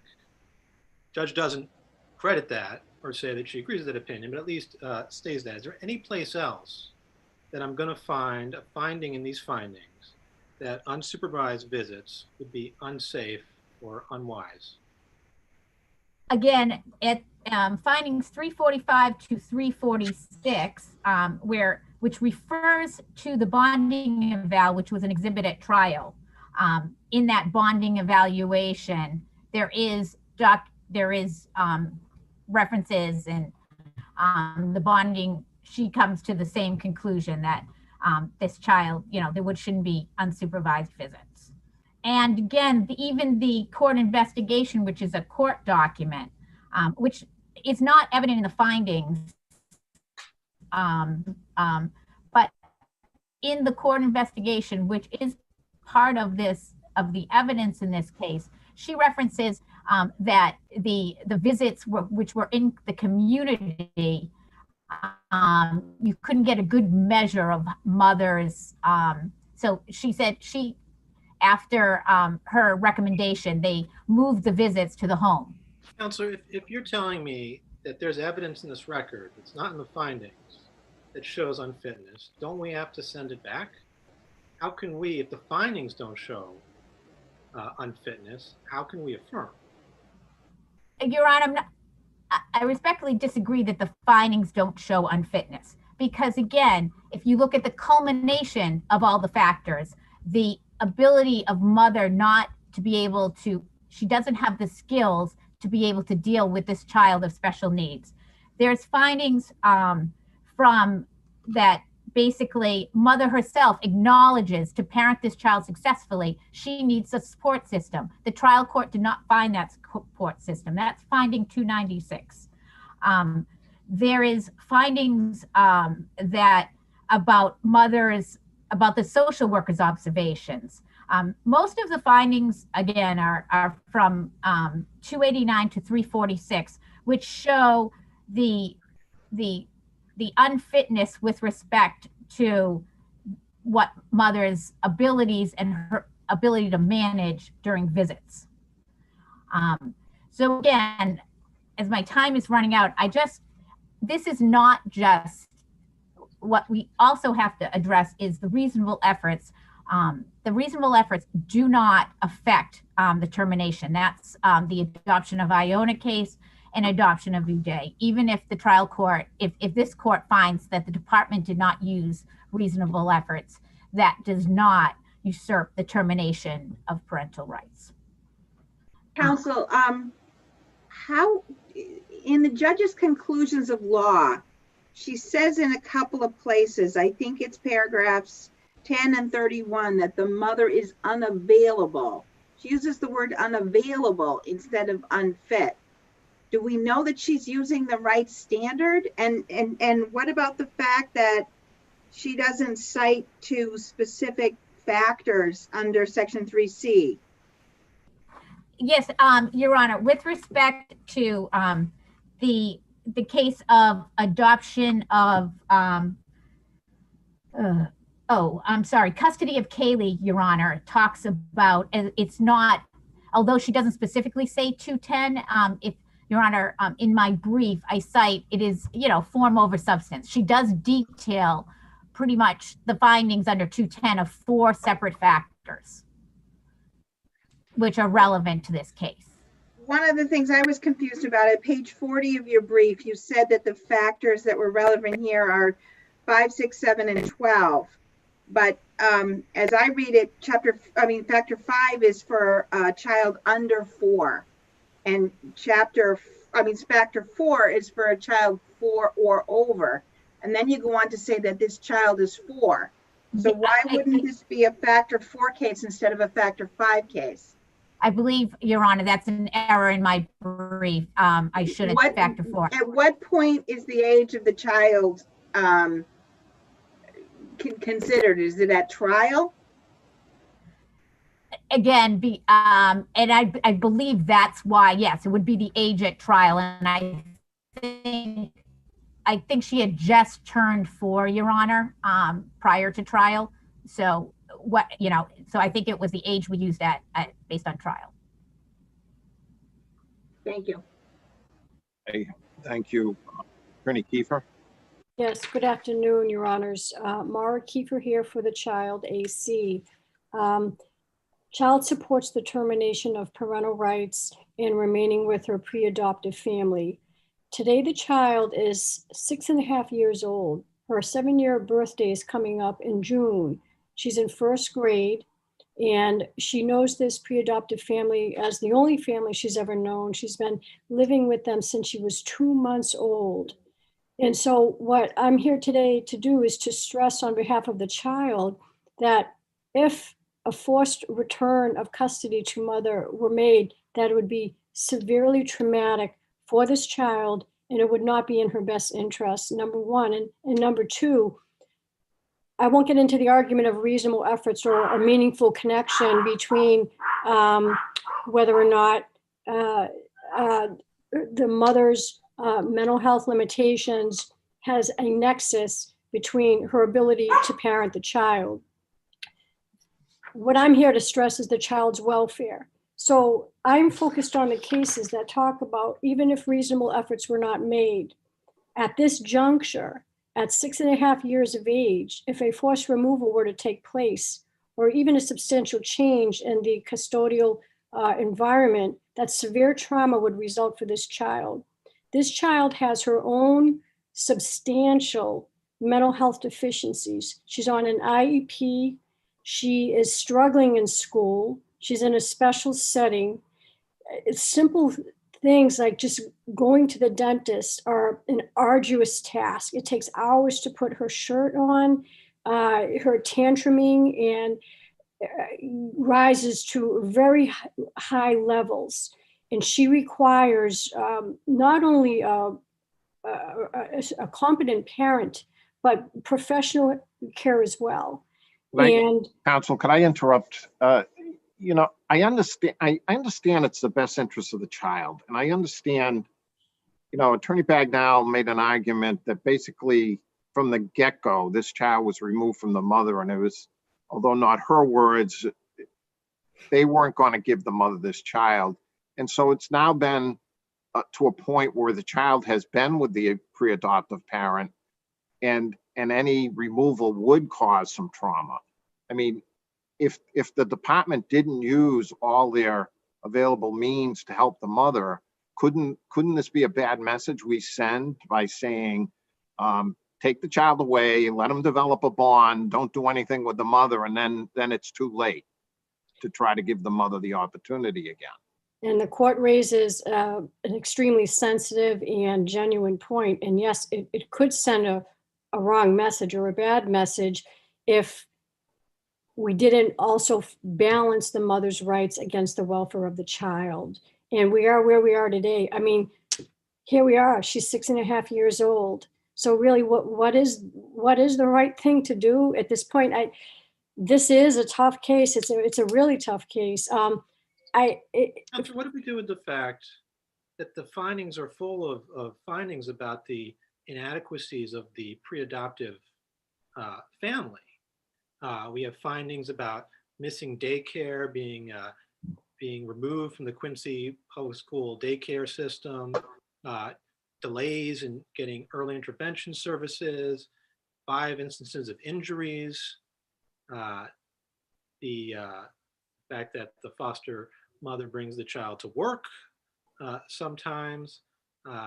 We have all these findings of inadequacies, and yet there's no place in these findings where it explains why nonetheless this adoption plan is in the child's best interest, other than Dr. Merritt's opinion. Is that enough? Well, I think that, so I think it's a 2-part question. Number one, did the pre-adoptive family have their own struggles? I do think they hit some rough patches. I think this child is a special child and required and still requires a tremendous amount of attention. And I think that some of those items like missing some daycare were fleeting, and I do believe that they were corrected. So I'm not here to say that the pre-adoptive family was perfect, but I think that given what they had, the resources that they had, that they did a pretty good job with this child. And I don't think there was anything found such as abuse or neglect or injury to the child or things that would warrant, changing the foster care. I think my time is starting to expire. We'll let you finish. So I really want to make the point that, all the cases say that the welfare of the child, it's the most important consideration in determining whether the parents are fit. I really don't think there's enough evidence in the record to support that the mother had the ability to parent the child. There were too many negative instances, things she just didn't understand, not through her own fault, but even while there's a supervised visit, the child having a wood chip in her mouth and her not knowing to tell her to take it out, and things like that would actually endanger the child. Where was that's not in the findings, right? I would have to flip through my brief, but I did cite that in my brief. The other thing I wanted to mention was that I'm really not. Before you go on to another topic. Okay. When I said we'll let you finish, I meant the answer that you were discussing. But okay, your time has expired. We're gonna have to call it. Yes, sir. Thank you very much.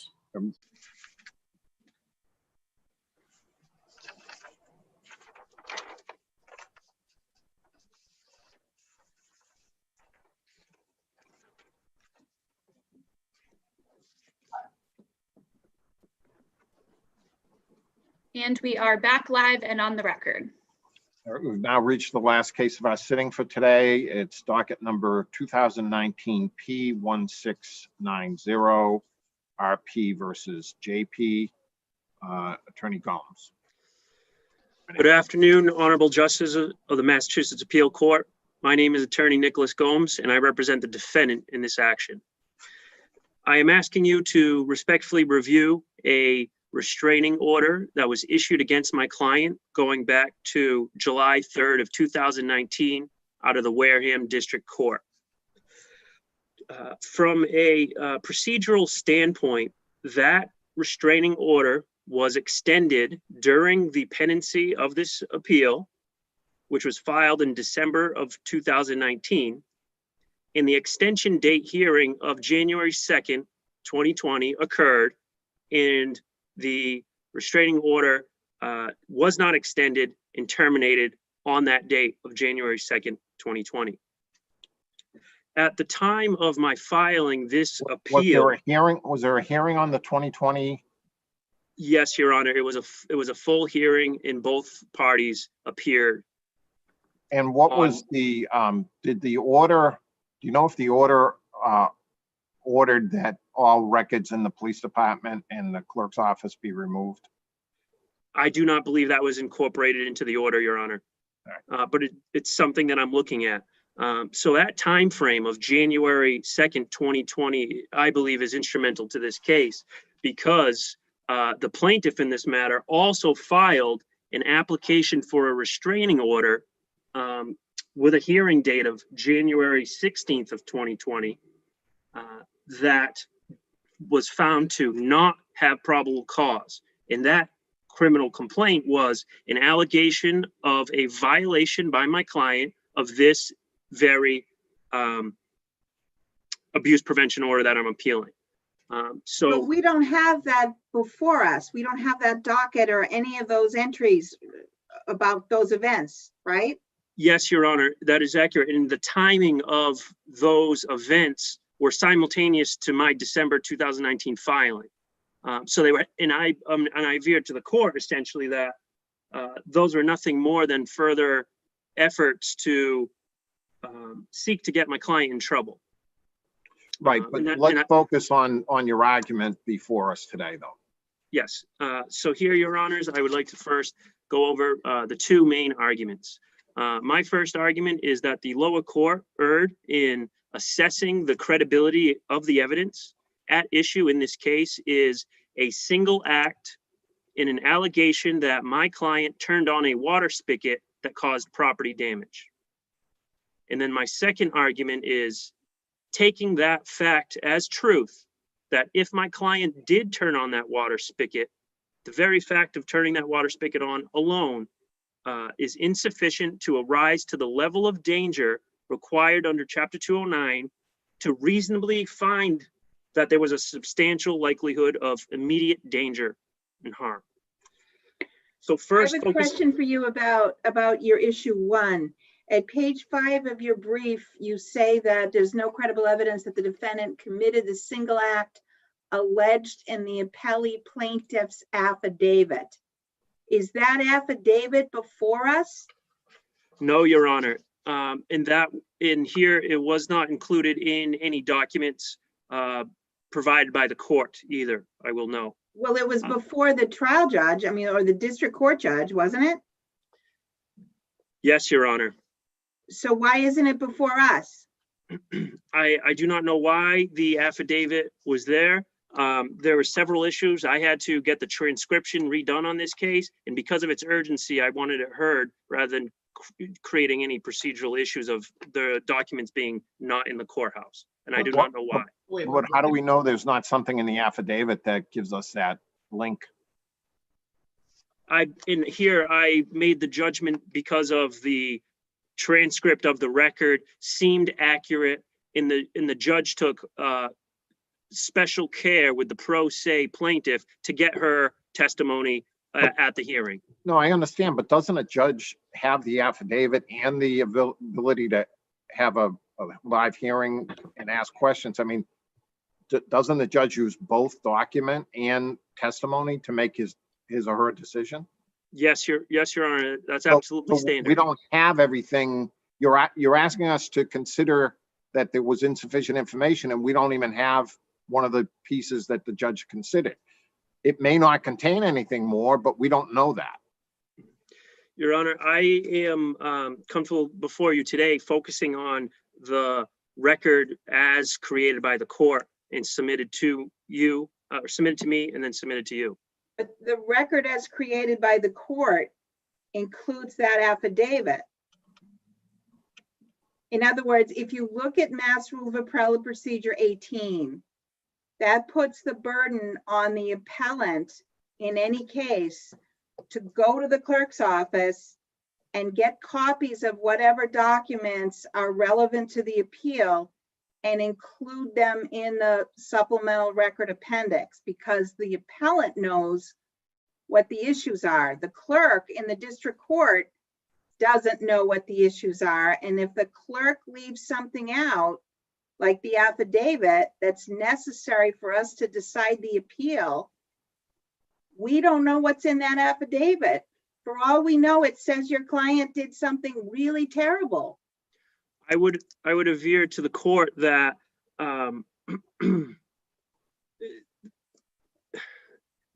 although it is regular practice for the district court to have an affidavit for the 209A form and that it should be included in the package, it was not included. And I do not have personal knowledge myself of reviewing the file and seeing an affidavit. So I would respectfully request to move forward on the case based on the record that was created, which is, and that only adds to my argument. If I may continue. You can argue, but you can see that it's a concern of this court that we don't have the sufficient information to make a decision in this case. And if your honors would allow, I would be okay with essentially falling back up to confirm that very fact regarding this affidavit of whether it was lost, they don't have it, and why it was not produced. But here, looking at the argument before you and the error of assessing the credibility in this fact, here, the defendant is claiming that this claim of a water spigot being turned on is nothing more than a generalized apprehension of fear. Now, there was no evidence of actual damages that occurred to this house by that spigot. There was no photographs, no contracts with any cleanup contractors. There was no expenses regarding lost items. There was no How do we civil. know all of that information wasn't in the affidavit?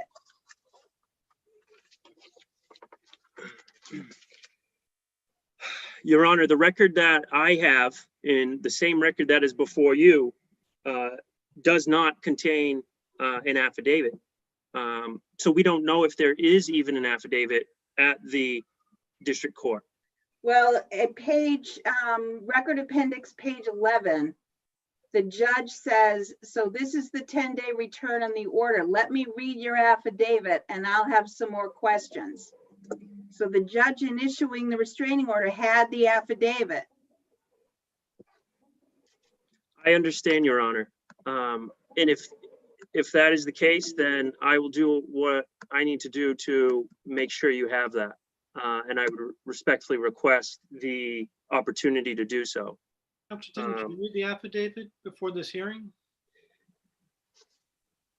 No, Your Honor. Any affidavit was reviewed quickly right before the original hearing date, which is the general format of these hearings down in the Wareham District Court. No, but did you review it then? Your Honor, respectfully, I do not have a specific recollection in this case, but I do know that when I did obtain the court docket, I did not have it. Well, I understand. Look at the clerk's office produces the assembly of the record and sends it to this court. When you're arguing a restraining order, a crucial piece of the evidence is the affidavit. The judge had to read it before he even considered the case. I guess our suggestion to you is that you should have reviewed the docket and said there's something missing and done some legwork before it reached this stage. I mean, we're not trying to be, I think the point has been well made. We'll leave it to whatever, but to suggest there is things that weren't included when you don't have the affidavit, we can't just accept that, is what we're saying to you. I understand that. And my position is that I requested the docket and it was omitted or it wasn't there. So I continued in the course of what I did receive, which was the transcript, which I even had to correct errors in the transcript. So it was a hurdle. So we'll let you finish your argument, but understanding that we do not have an affidavit and we may not be able to rule. Understood. Thank you, Your Honor. Moving forward with the credibility in this case, there was no criminal complaint that issued against my client regarding malicious destruction of property. There was no, the police officers who arrived at the scene did not provide any type of 209A warning to the alleged victim in this case. The plaintiff came into the courthouse with hearsay statements that were self-serving and not supported by any other evidence. Here there was, and the plaintiff testified that there was no past history of abuse to her or the children. And without that history of abuse, for her to just come forward and claim this hearsay statement that the water spigot was turned on and there was damages without actual evidence is the issue. Why is that hearsay? Yes, I'm sorry. Her, you are correct, Your Honor. It is not hearsay. Her statements is what I meant to say there. Thank you. Now, weighing the evidence that was before the judge, my client came in with actual evidence, a disinterested third-party witness, as well as a document from her employer, which detailed the timeframes when she was working. Counsel, you haven't given us that document either, have you? That document was not, it was reviewed by the judge and not formally made a exhibit in the case. So here, when you say it was a disinterested third-party witness, this was another woman who your client had spent the night with shortly after their breakup, the breakup of the plaintiff and the defendant. So do you want us to infer that she's disinterested? Yes, Your Honor. And I know you can't, you don't, there's no visual record, but I aver to you that Miss Sheila Walsh is a very sick elderly individual, and this is nothing more than a friendship of why she was residing at the house. Now, the contention from the plaintiff is that during the overnight shift on the 15th, she worked from 10:30 at night throughout the night until 8 a.m. when she came back to her house and noticed the water. The evidence put forth for the defendant showed it was impractical, if not impossible, for her to be able to be at the plaintiff's home in Dedham in time to do this. She worked that night until 8 o'clock, which she left and came back to Bristol County. And from that point on, she was under the watch, you could say, of Miss Walsh, who testified to being up with medical related issues with her. So she would have been able to see if the defendant left the house or not. Looking at the distance and the time, it is impractical that it could have occurred for Mrs. Bertocchi to turn on the water spigot in between working both shifts on the 15th and the 16th. Here, we aver to you that this lack of evidence in comparison to Ms. Bertocchi showed a failure to prove beyond a preponderance of the evidence that the plaintiff could have been reasonably placed in fear. And I compare for the case law for you is the case of Smith v. Joyce. And the point is they had a history of threats leading up to the actual hearing. In this case, there's no past issues of harassment or any type of violence. It's the exact opposite. And in this case, there was the finding of such a high credibility with no past history. And I compare that. I'm going to have to cut you off there. Your time has expired. We're going to take Your honors. Go ahead, Joe. I got just one question. Could you explain your request for attorney's fees? Yes, Your Honor. Here, I included a request for attorney's fees because I believe this is a bad faith attempt of the plaintiff in manipulating the court's processes. There was a previous harassment prevention order 2 months prior that I appeared in that there was no finding.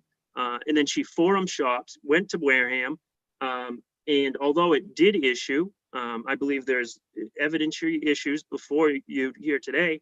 And then going forward with the application for the criminal complaint. This is a pattern of activity on behalf of the plaintiff aimed at trying. What authority is there for us to grant attorney's fees under that circumstance?